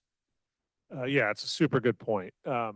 It's a very hard data point. Weirdly, it's easier for us to estimate to a pretty close percentage what we leak than what we collect externally. I will endeavor to try to give you a very good answer on that next meeting, backed by something. But I think your broader point is there's two issues. The first is that sales tax is the only tax, almost the only tax, that benefits a specific geographic region, a city in this case, that is not only paid by the residents that live in it. So that's one. Two, the interesting thing when we were calculating what we thought the actual impact to a unit, a family unit, is, and there's actually quite a bit of debate we've been having internally about what that number probably is, because it's based off of the amount of money that on average that a Lincoln family spends on taxable sales, right? So there's been some estimates as high as $25,000 a year, maybe even a little north of that. There's some that I've seen that are in the 12,500 to 15,000 range. But the thing that's sort of funny about it is if we are leaking 40% of our sales, of our taxable sales elsewhere, and probably a very large percentage of them are in Roseville, which has add-on sales taxes, you're already paying that tax. You're just not paying it here. So whatever the total amount spent on on taxable sales in Lincoln may be for an individual family, we also, for being fair, should assume that that same family is probably spending 40% of that money in another community paying their sales tax. Thank you. The other thing I was thinking of is that the state is also continues to push a lot of costs down upon the city. We have no choice, but we have to pay that. That's coming out of the general fund in a lot of cases. And then just looking at it from a business standpoint, when businesses realize that they have to maneuver in order to stay afloat and to keep competitive, you raise rates in order to do what's necessary within the bounds of competition. And I think when we look at our competition, we're doing very well. So this is going to be a great debate for the community. I know all of us have gone out and started the debate within various sectors. We're going to be doing a lot of it between, assuming that we push this out, which I believe we probably will. We'll be doing a lot of discussion between now and November. This is a seminal moment, for Lincoln. We've had a couple in the past, but this really is a big one for us. Because if it doesn't pass for some reason, will we crash and crater? No, we're not going to do that. We'll continue to provide the services. But those of us who were around here in Lincoln during the Great Recession and the aftermath knew what that was like. And I don't think anyone wants to go back to that. And I think all our residents really are demanding of the quality services that we have been demonstrating that we've been able to provide and to give them. So it's going to be a great debate going forward. And Mayor, can I just add one last thing? One of the things that the mayor and I have said, we spoke about this issue, and I've tried to share as much as I can every time I give a presentation, because I think that the public debate about this is so important, is that there's nothing morally wrong with having a difference in perspective about whether or not this should be or not be. It's a totally valid position if someone's position was, I don't see the value in that. I'd prefer not to fund it as a taxpayer. That's fine. And I don't want to chill that perspective because it's important. This is a democracy. Absolutely. Any final comments before we open it up to the public? Okay. One more final Yes. comment. I just think if I had to wrap it up and be really concise, I keep thinking when I think about this, I think that you have to pay for what you get. And when I think most of us travel around and we've been in other areas of California and the US, and when you're in a really nice city and you're driving through and you're thinking, wow, this is so great. It's by design. It's not usually happenstance where they're poorly funded and it just looks amazing. It's safe. You see kids out on their bikes. It's because of decisions like this. And so I think when we think about what we want Lincoln to be, and as we grow, you pay for what you get. That's it. Very good. Well said. Thank you very much. Okay. Let's take it out to the community. Do we have any comment cards? I do have 3 speaker cards. First up is Stan Nader, followed by Trevor Jameson.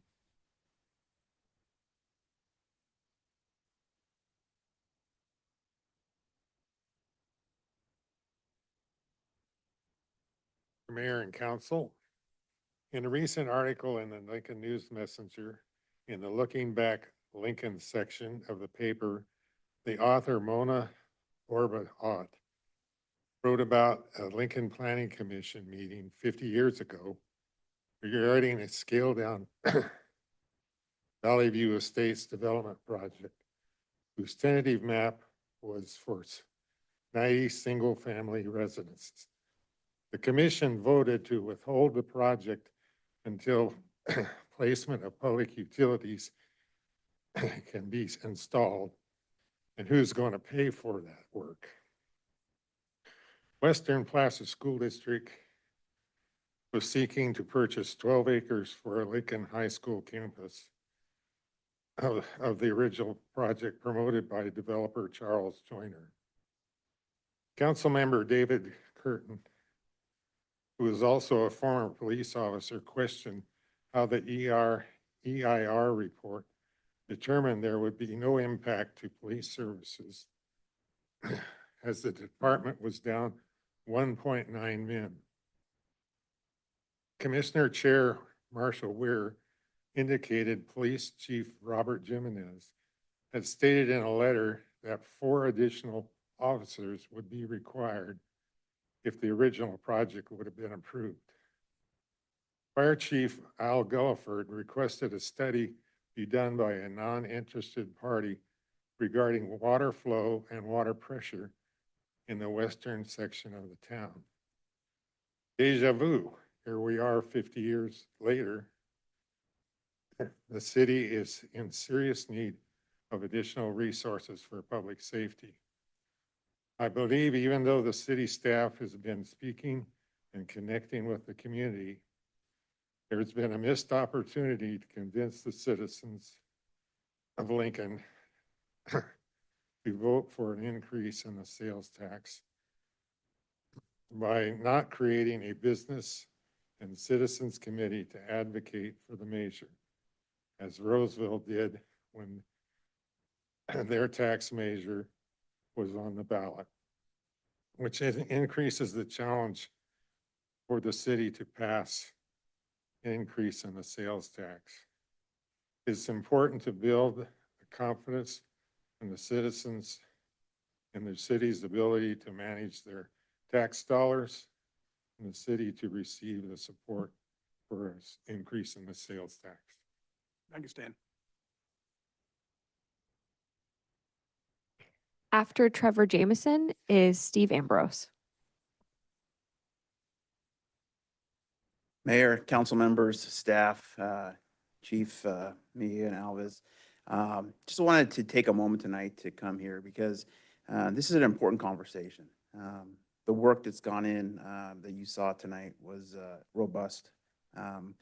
I remember addressing in this body back in 2022 when we were talking about adding staff.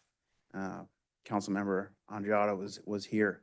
We had 6 firefighters. We had a chief of public safety. Chief Alves was wearing 2 hats. Took a chance on an idea. And today we have 9 firefighters. We have a fire chief.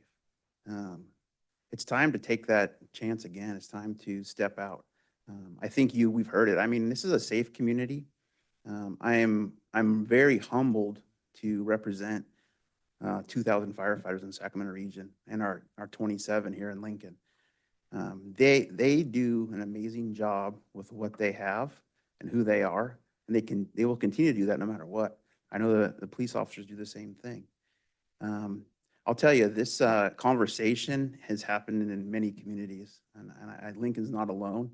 I know that the staff here, and I know that the council members have worked tirelessly to find funding to put the Band-Aid on, maybe even to make sure that they're doing their job. So I think that I will just say, from my perspective, that the staff here and the council has done the due diligence, has done the work, and is still going to continue to do the work, that the citizens should feel very good about going off of this tax measure.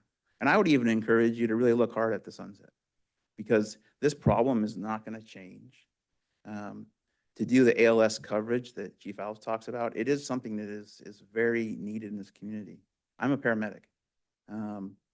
There's a big difference on a call when there's not an ambulance coming. You have a paramedic can take care of people in their home. So I'll just say this: Local 522. I'm not here to tell you like that.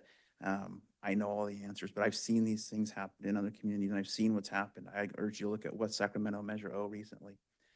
We were able to add an engine company back. We were able to put more service in the street. But I know that our members here are members of this community. We are a community partner here. We will stand by your side, and we will make sure that the community feels like they're going to get what they deserve when you put a tax measure on the ballot. So thank you very much, and I appreciate all the work you guys have done. Thank you. Thank you very much for your kind words.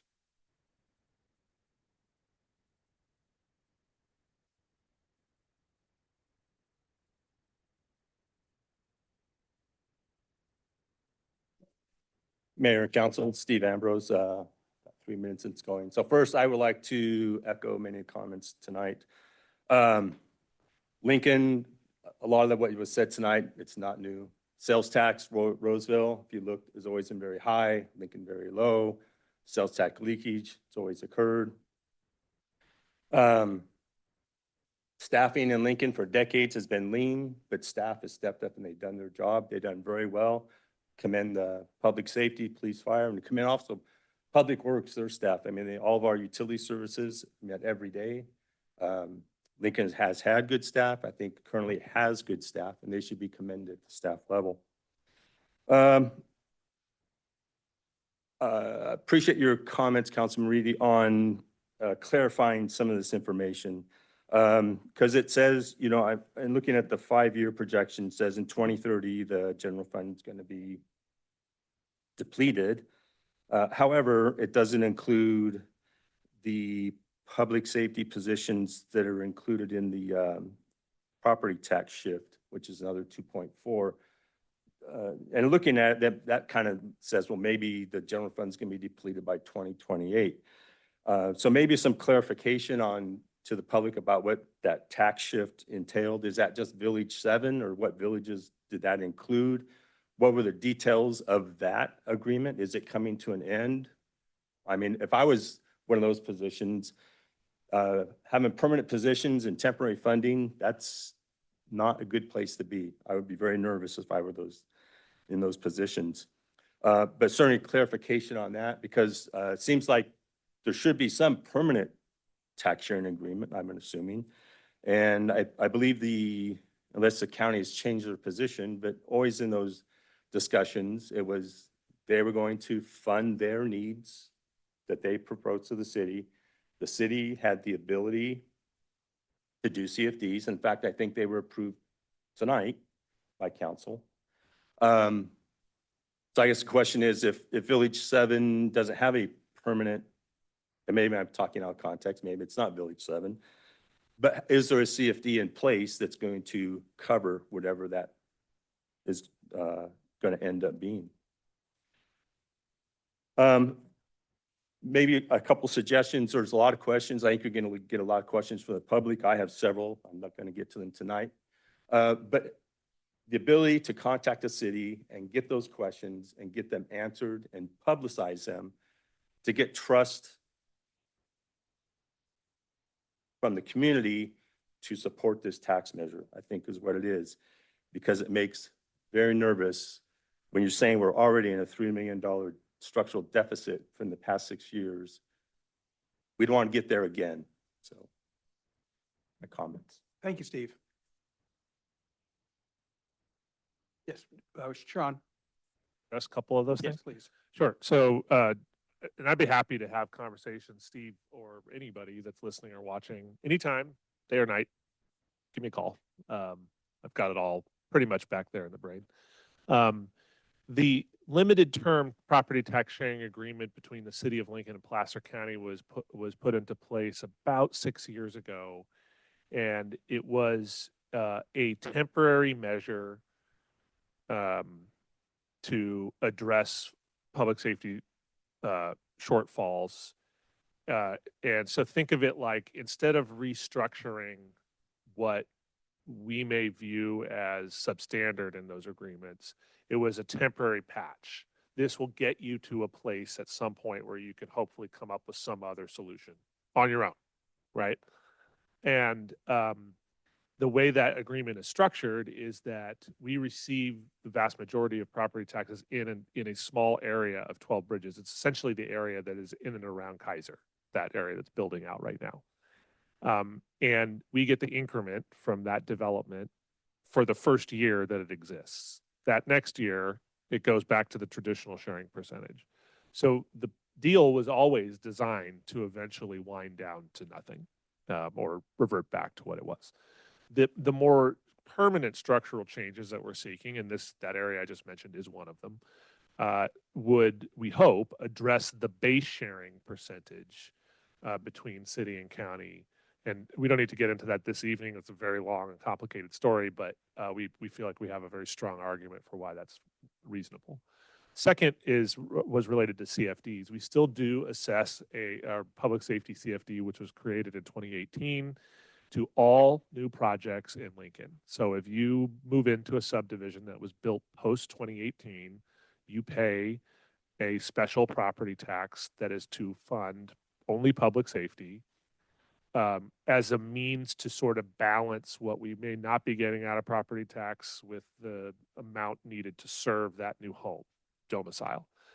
And it's a really important tool, and it's super duper necessary. It's designed to try to take off so that current residents and taxpayers are not picking up the slack of new development as best we can. That said, it is not a tool that is designed to improve services, add ALS. It's a tool that's designed to keep you hopefully just head above water so that you can meet patrol demands. And it's designed intentionally that way because while those people that are not in CFDs may not care about new homes that are being built and put into them, that's fine for you today. But is it okay for your children tomorrow that might need to live in one, or their children the years after that need to buy a home in Lincoln? Does it help support any of the goals that we all have for affordability? Not really. So it's a really important tool, and a tool that needs to remain in place, but it is unfortunately not the long-term solution. Perfect. Thank you very much. Was there anyone else in the audience who would like to provide public comment? Jason. Jason.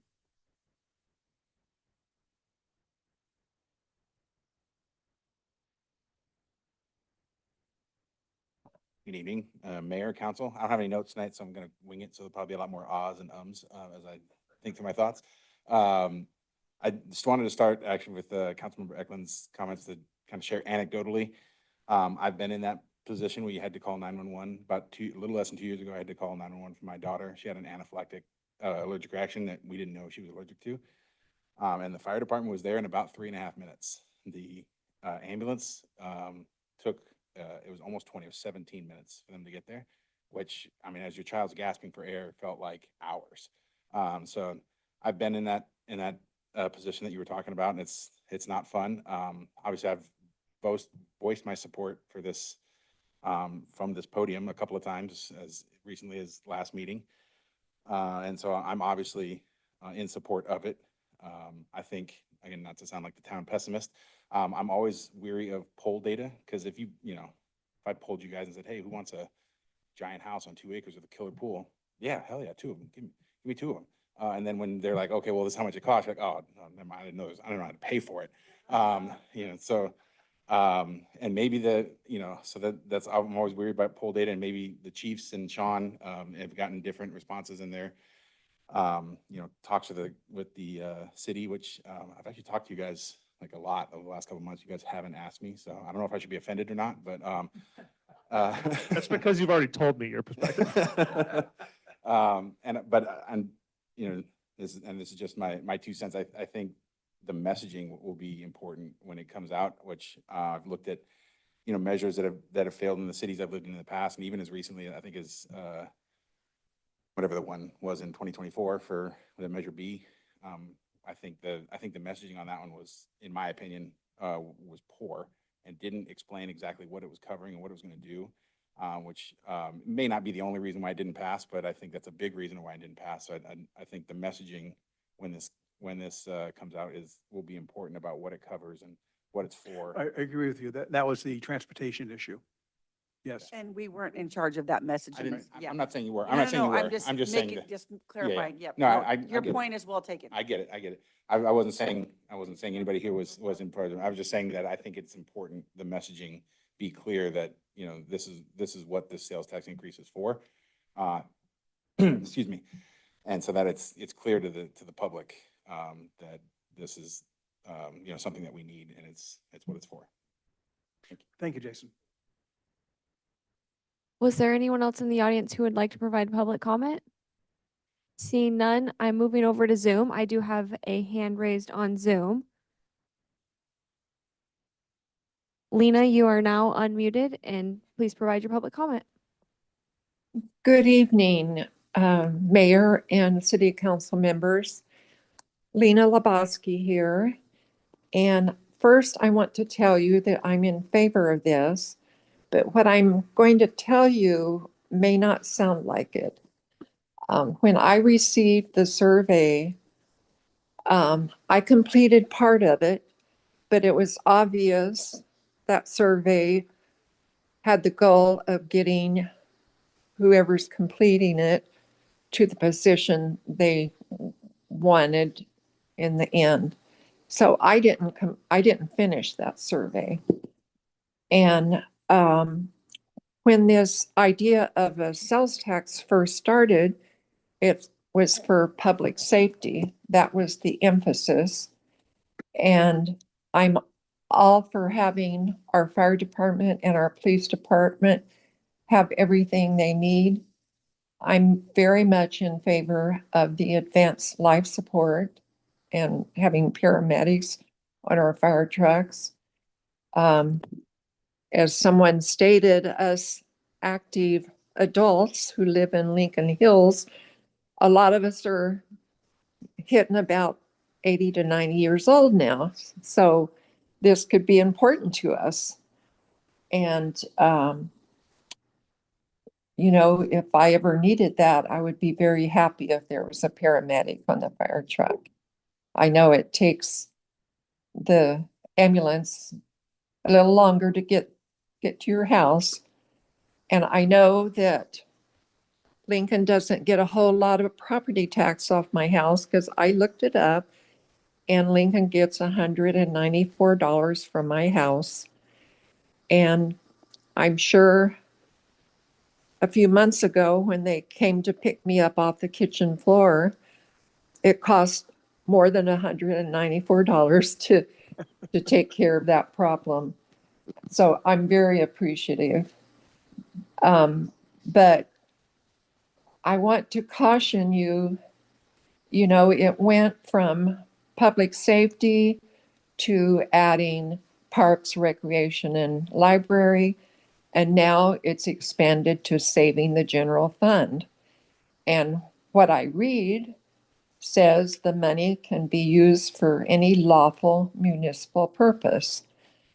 But I personally, as a resident, want this money to be spent for public safety.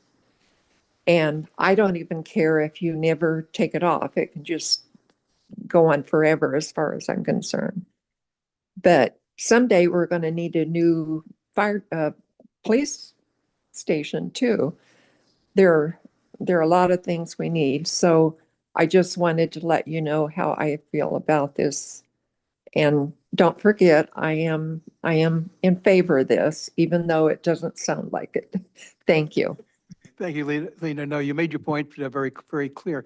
Let me just point out that if it's a special tax just for police and fire, that takes a 2/3 vote, which is very, very difficult to achieve. And as we found out the hard way in Measure B with the transportation issue, even though Lincoln voted for it by about 69%, Rockland and Roseville pulled it down. So we're going to be living with that decision. Getting 2/3 is very, very difficult. If it goes into the general fund, yes, it could be used for any valid general fund purpose.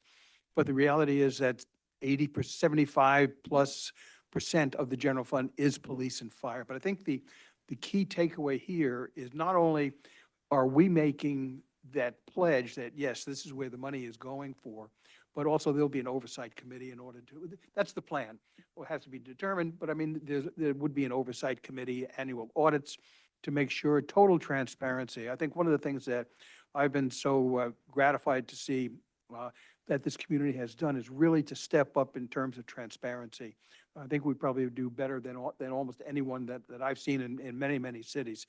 And we're going to continue to do that because when you're transparent with people, you can bring them on board. They have to have your trust. We are going to be working very, very hard to make sure that we have earned that trust. I think we've come a long way from the bad old days when this council and the administration didn't have the trust of the people. I think we do right now, and we are not going to lose that presence in the community. So there's all sorts of protections that would go into assuring that the community is going to get exactly what they want from the measure, assuming that it's going to pass. Anyone else on Zoom? I have no hands raised. Any other final comments from my colleagues?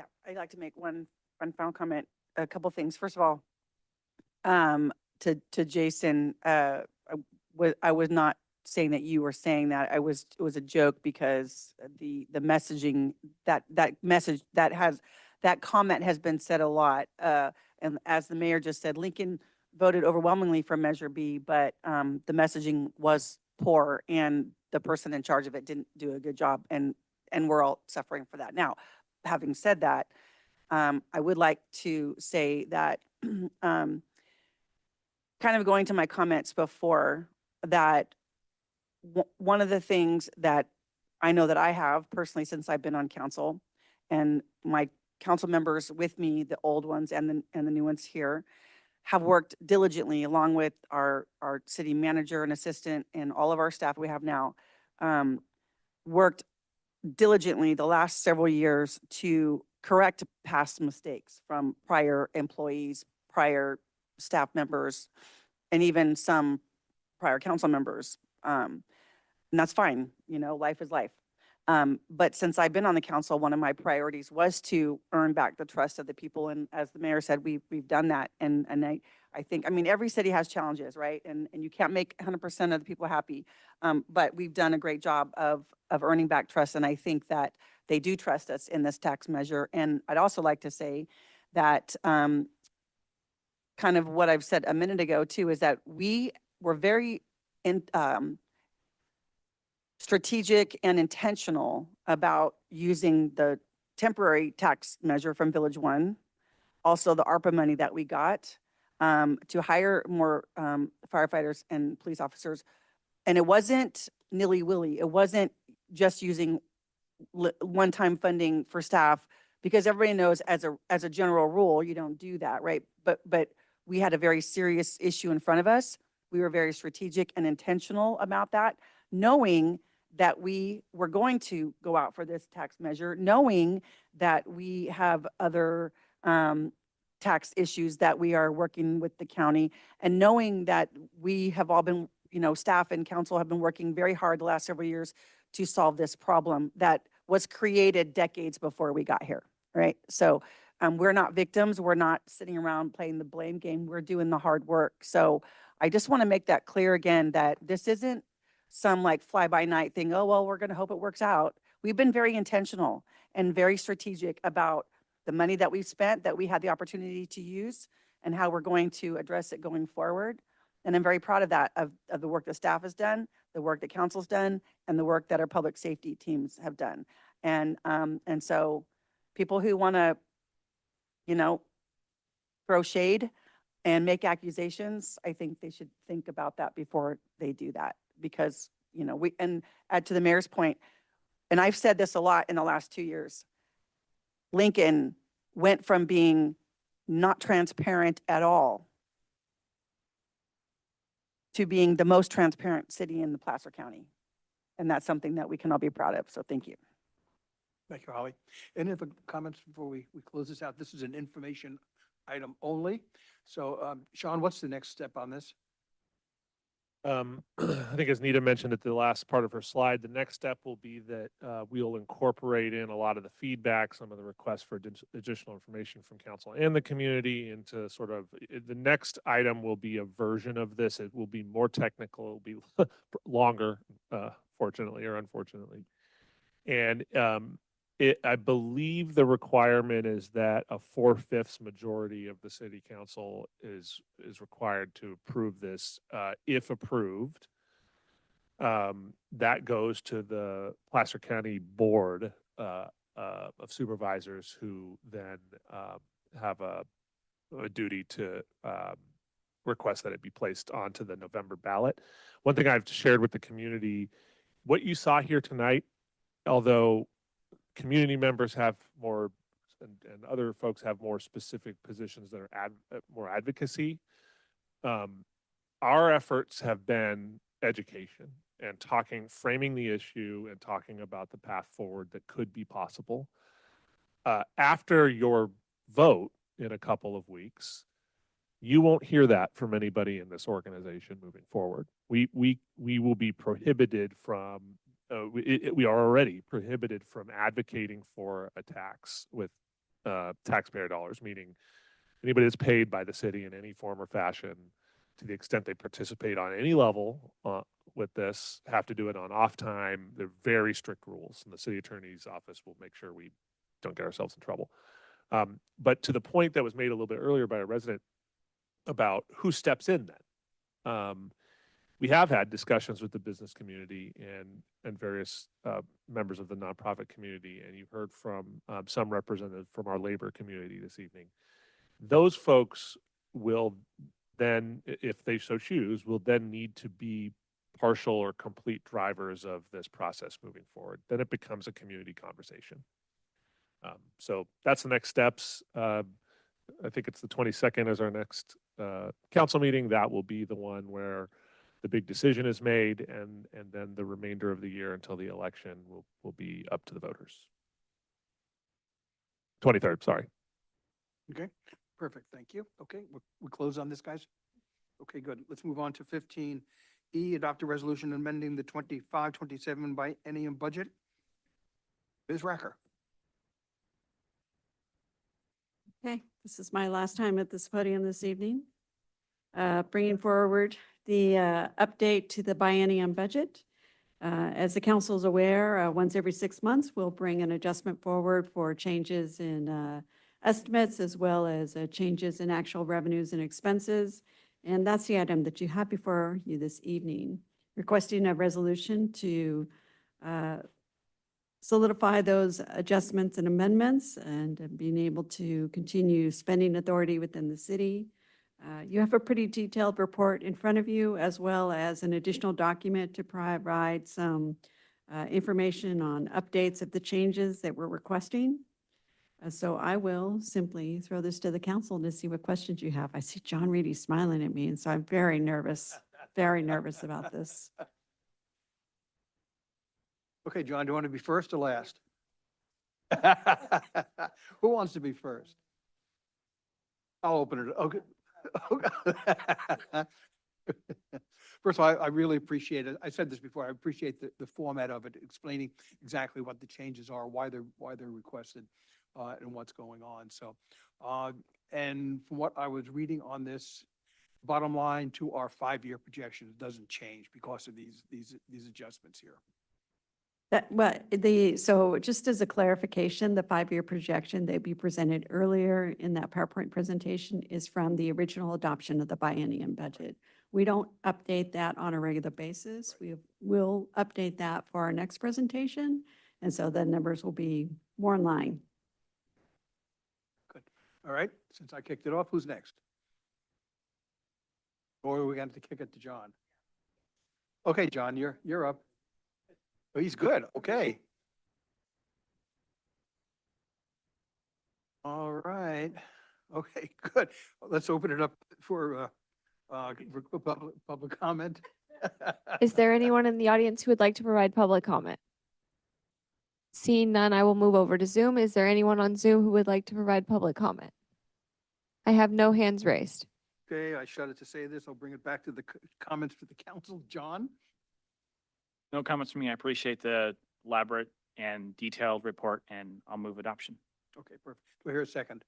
I'll second. Okay, thank you very much. Ben, okay, all in favor, say aye. Aye. Opposed? Oh, okay. Passes 5-0. Thank you very much. Thank you. Okay. And thank you, Nita.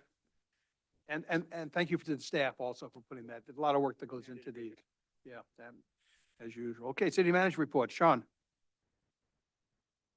Yeah, thank you, Mayor. I'm not going to give much of an update tonight because, to be frank, the work that has gone into the item that you heard 2 items ago has been a labor of effort that's included everyone in this room. And for at least me, Anita has become pretty much all encompassing for the last couple weeks. So I'd love to have a lot more excellent updates for you, but only a couple little brief ones. Tomorrow at EDC, Danielle is going to give an update on her voyage down to the International Shopping Center Convention, where she was helping our development community and try to find exciting new tenants to come to Lincoln. If you want to hear another version of sales tax presentation, I will be giving it again tomorrow morning to that group. Sorry, which group did you say? EDC. Oh. Yeah. I'm starting to kind of feel like a famous band that only has one hit and I just keep playing it a lot.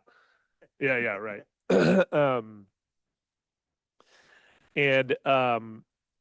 Councilmember Vice Mayor Eklund and I are going to be attending the PCWA retreat this week, where we will be discussing something that they've coined as, I think they're calling it Placer 2100. And it's this sort of exercise where we try to plan out a lot further out than we typically do what kinds of needs we think the communities in this county are going to have. So sort of an interesting effort. And I probably have other reports, but I can't remember them at the moment. And I think we've all been here long enough. So I'll just answer questions if you have Okay, any. perfect, thank you. All right, council initiated business. Anyone have anything? I know that a group of downtown businesses have spoken to Councilmember Brown. I know that they've reached out to me, and I'm sure that they've talked to you, Sean, as well. And they want to do different events down there in the plaza, and not close down Fifth Street, as far as I understand, because I asked about that.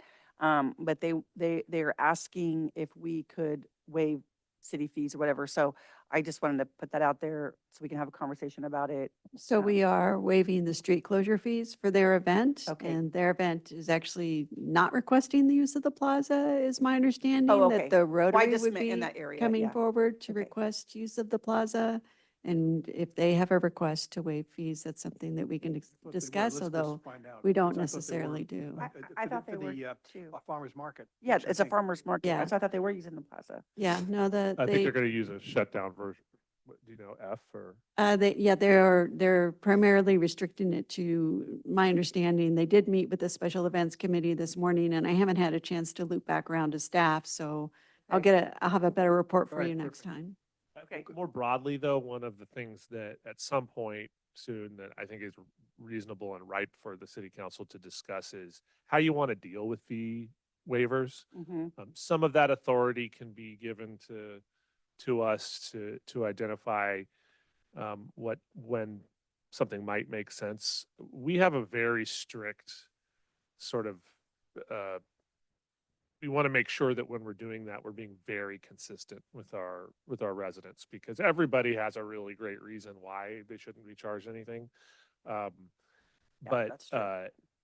And they're all look, I'd give everything away for free if I could, but I do think that it's probably worthwhile for council to decide whether you think that there should be a little bit more, there should be a set of standards that you could help us with, where we could evaluate those requests and have a little bit of flexibility to help projects or events like that.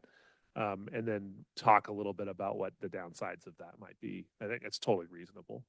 And it is helpful, I think, to note that the fees are only to cover the cost of providing the service. Right. And that often when we have street closures or the pavilion use, that is staff coming in either overtime or on call or off shift to perform those functions, which has additional payroll costs to the city. And when we're charging that just includes just their fully burdened rate, which isn't necessarily an overtime rate. It is a wrapped up rate of their total costs and pension and all of that. Yeah, no, I totally get that. I just, maybe we could Workshop. do maybe we could do a workshop on that. Yeah, Thank it you, would Mayor. be That's- really you read my mind. helpful because there are times when we're like, is this a true public benefit? Right, Is right, there a reason that we right. can do this? Right. Yeah, this Thank you. will be a good discussion. It would be a great discussion. And Mayor, I apologize. There's one item that I know you're going to want me to have mentioned, which is rebar.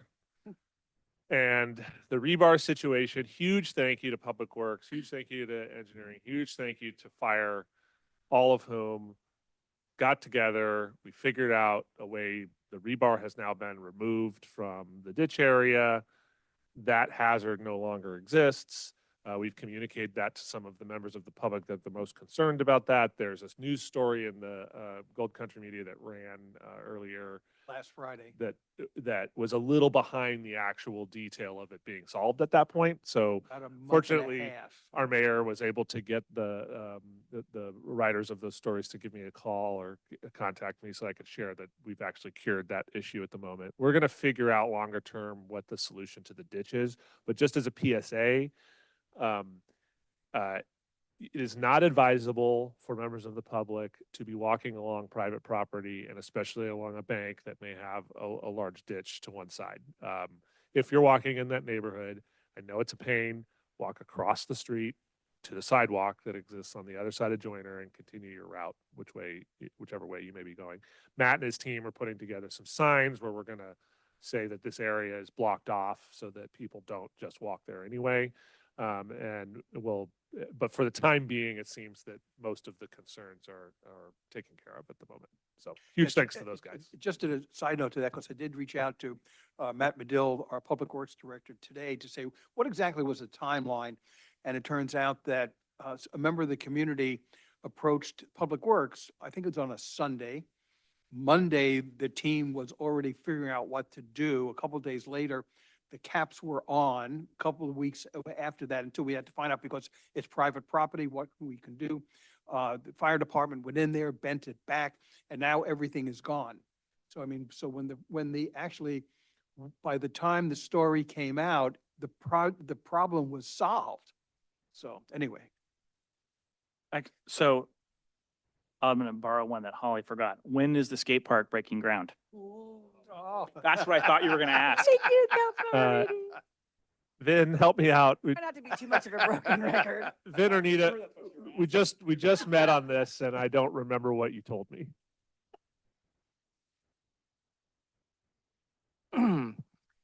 Well, the good news is that, when the project was advertised, we got a very favorable, costs. The challenge is that we ran into some PG&E issues with some unforeseen site conditions being gas lines. And the staff has been coordinating with PG&E, who has been responsive in allowing the project to move forward. But in order for that to happen, the contractor has to protect those, those gas facilities. And they have, so it's taken them a little longer to mobilize, and there will be some additional, change order costs that we're working with them on. But our goal is to move the project forward, and our engineering manager, Araceli, and I will be meeting with the contractor to try to push things forward. Ben, do you have a new ETA? Approximate. We're working on it. We're working to get them to be breaking ground before the end of summer. Yes. Got it. Okay, perfect. All right. Beyond Thank you. Okay. Good. Okay, so we're done with that. I have a Yeah, a couple Yes. questions. Do we have any updates on Trowbridge's Deer College stoplight from the county or? Yeah, there was another accident there today. The latest we heard was that they were taking a draft of the agreement back to their legal counsel. And we were waiting to get that draft back in our possession so that we could route it for our legal counsel review. So right now it's in the agreement development stage. And then last question was, is there any update on the add-on tower to the Trowbridge's, Catadera cell tower? You betcha. Jen, we're pretty much through the bones of design at this point. The next step that we wanted to make sure we teed up was that we needed to start having conversations with carriers to lock in who's going to be there. So it wouldn't do us, we were worried that it wouldn't do us any good. We build this whole thing, we don't have deals with anybody in place, and they're like, hey, there's a tower that only helps us and doesn't help your cell phone coverage at all. The good news is that Jen told me the other day that Verizon and AT&T and probably some other carriers are very interested. So I don't think that's going to be a problem. And we're working through that. Our city attorney's office actually weirdly has a lot of experience with this kind of thing, and so they've been helping us with the agreements and how we set that up. And then did you have a time frame, Jen, of when we're going to bring that for approval? I forget what we talked about. I'm waiting, I'm waiting for final design drawings, and then I'll be routing that through our engineering. And then as soon as that's done, I will be putting that out for bid and then bringing that forward when I get bids back. So probably, I mean, hopefully by the end of the summer, 2 wireless carriers are very interested and ready to go. So it's as soon as we can get things going. Do you think maybe construction would be end of summer, or would it already be constructed, agreed, and utilized? Utilization. I would, we'll have to ask the folks that put together our bid docs what they kind of think a reasonable timeline is, but this is not a super complex project. We're talking about a pad to anchor the tower and then the lattice tower. So it's not something like one of our park builds, for example, that could take a year. This is more of a matter of months. They told me 6 months. So like from construction to completed is 6 months. And the idea would be that we have all agreements in place and those carriers are ready to throw up their technology as soon as that thing is finalized. Okay, great. To pull over to finish my phone call again today. Okay, thanks. Okay, committee reports. I just have one. Last weekend, I was at the GSEC retreat, and actually the week before, I went to West Sacramento. They did a huge press conference, and then they presented on it again at the retreat, and something that they called the Sacramento Pitch. And so, as everybody knows, the Sacramento A's, which were the Oakland A's, are in West Sacramento right now at the Sutter Health Park, but their plan is to go to Las Vegas, boo. But Sacramento is partnering, or the GSEC is partnering with multiple investors, with the United Auburn Indian community, and also the Miwok tribe from Shingle Springs, and several other investors, and they're looking for one very large investor. But they have launched a bid for an expansion team in Sacramento. And so it's very exciting. We think we'll get it.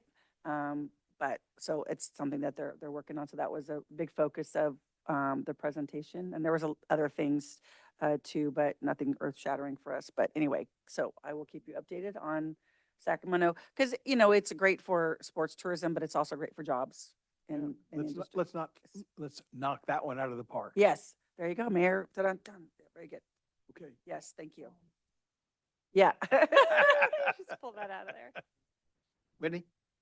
I have, okay, so tomorrow for EDC, I will not be there. I have to go early to LAFCO. We're hiring a new EO. So we've got our interview process all morning before our commission tomorrow evening. Hopefully we can, it sounds like we have some really great candidates to hopefully to hire. And we had PCWA and we got an update from them. Going to Hellhole. Then we're going to Hellhole Reservoir, which is, I just don't like saying that, but that's what it's called. And it is, it's not very hellish. But yeah, we're going to be participating in that retreat. We'll hopefully, well, I'm sure that we'll have some really good information to bring back from that. And we're armed to contribute to the conversation geared towards the future of Placer County and their general plan. That's their 2050 general plan. And I think that's it. Can you think of like the highlight of our PCWA meeting?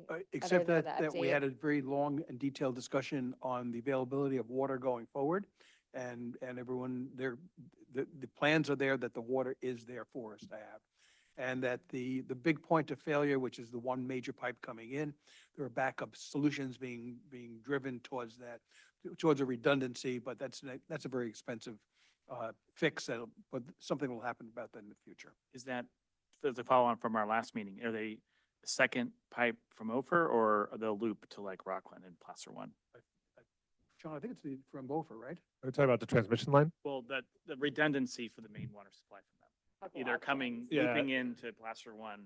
Yeah, super briefly, it's very interesting. There's a line that exists that connects to Rockland that Lincoln actually used to use its primary water delivery source that we no longer need or use. But that line is not inactive. In fact, it still serves some of Rockland. So in a pinch, they were explaining that they could open that line and deliver water to us. There are the other ones, River Arc and other possibilities that are a little bit further out. But the most important thing is that one of their engineers explained this, he crushed some misconceptions about the pipe. The pipe is a steel mortar encased construction material that is about as hefty as you can really put in the ground. And if it has points of failure, it's on small service laterals that serve little small county developments all the way up the hill. And so is it possible that one of those rusts and we have a leak and need to repair it? Yes, that could happen. But he explained that that would be like a day or day and a half at the most, not the end of the world. He said, but, look, if we have a 10.0 earthquake in this county, all bets are off. And it's a good point because if we have a 10.0 earthquake, we're going to have many other problems Right. other than just that. Right. I mean, it'd be useful to and add that to future thing, because I think people just think it's a pipe and they Yeah. break. And it'd be I nice to agree. To add be some honest, context around that when we talk about water in the future. I didn't even really understand how sturdy it was. He even explained that that kind of pipe has a useful lifespan of 80 or 90 years, and it's only 25 years old. It's a teenager in pipe terms. Very good. I've got Air Pollution Control District tomorrow. Next week is Pioneer and the Airport Committee. That's it. I'll report after that. John? Parks and Rec, our Parks and Rec met last Wednesday. One thing to highlight that was kind of very unique is a developer built park in Village One. It's kind of a neighborhood pocket park that they kind of moved it to be adjacent to a sort of a traditional regional park. But what's really neat about it is it's not going to be a park like you'd normally expect. It's making high use of the rock and terrain of the area because it's very unique, huge rocks and boulders and different elevations. It's a really neat, more of like basically capturing some of the open space and sticking it right in the middle of the community. It was really kind of a neat concept. So I think the plans are in the agenda. I encourage you to take a look at it because it's not a traditional park. It's right next to one where you'll see the play sets and all the other stuff, but it was kind of a neat add-on for that part of the Village One neighborhood. Cool. Yeah. Ben?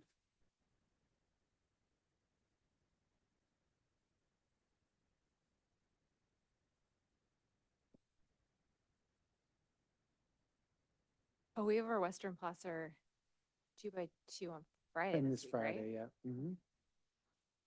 Those will be upcoming. All right, good. Anything else for the good of the order? Okay. No. We're Thank you, adjourned. everyone. Go.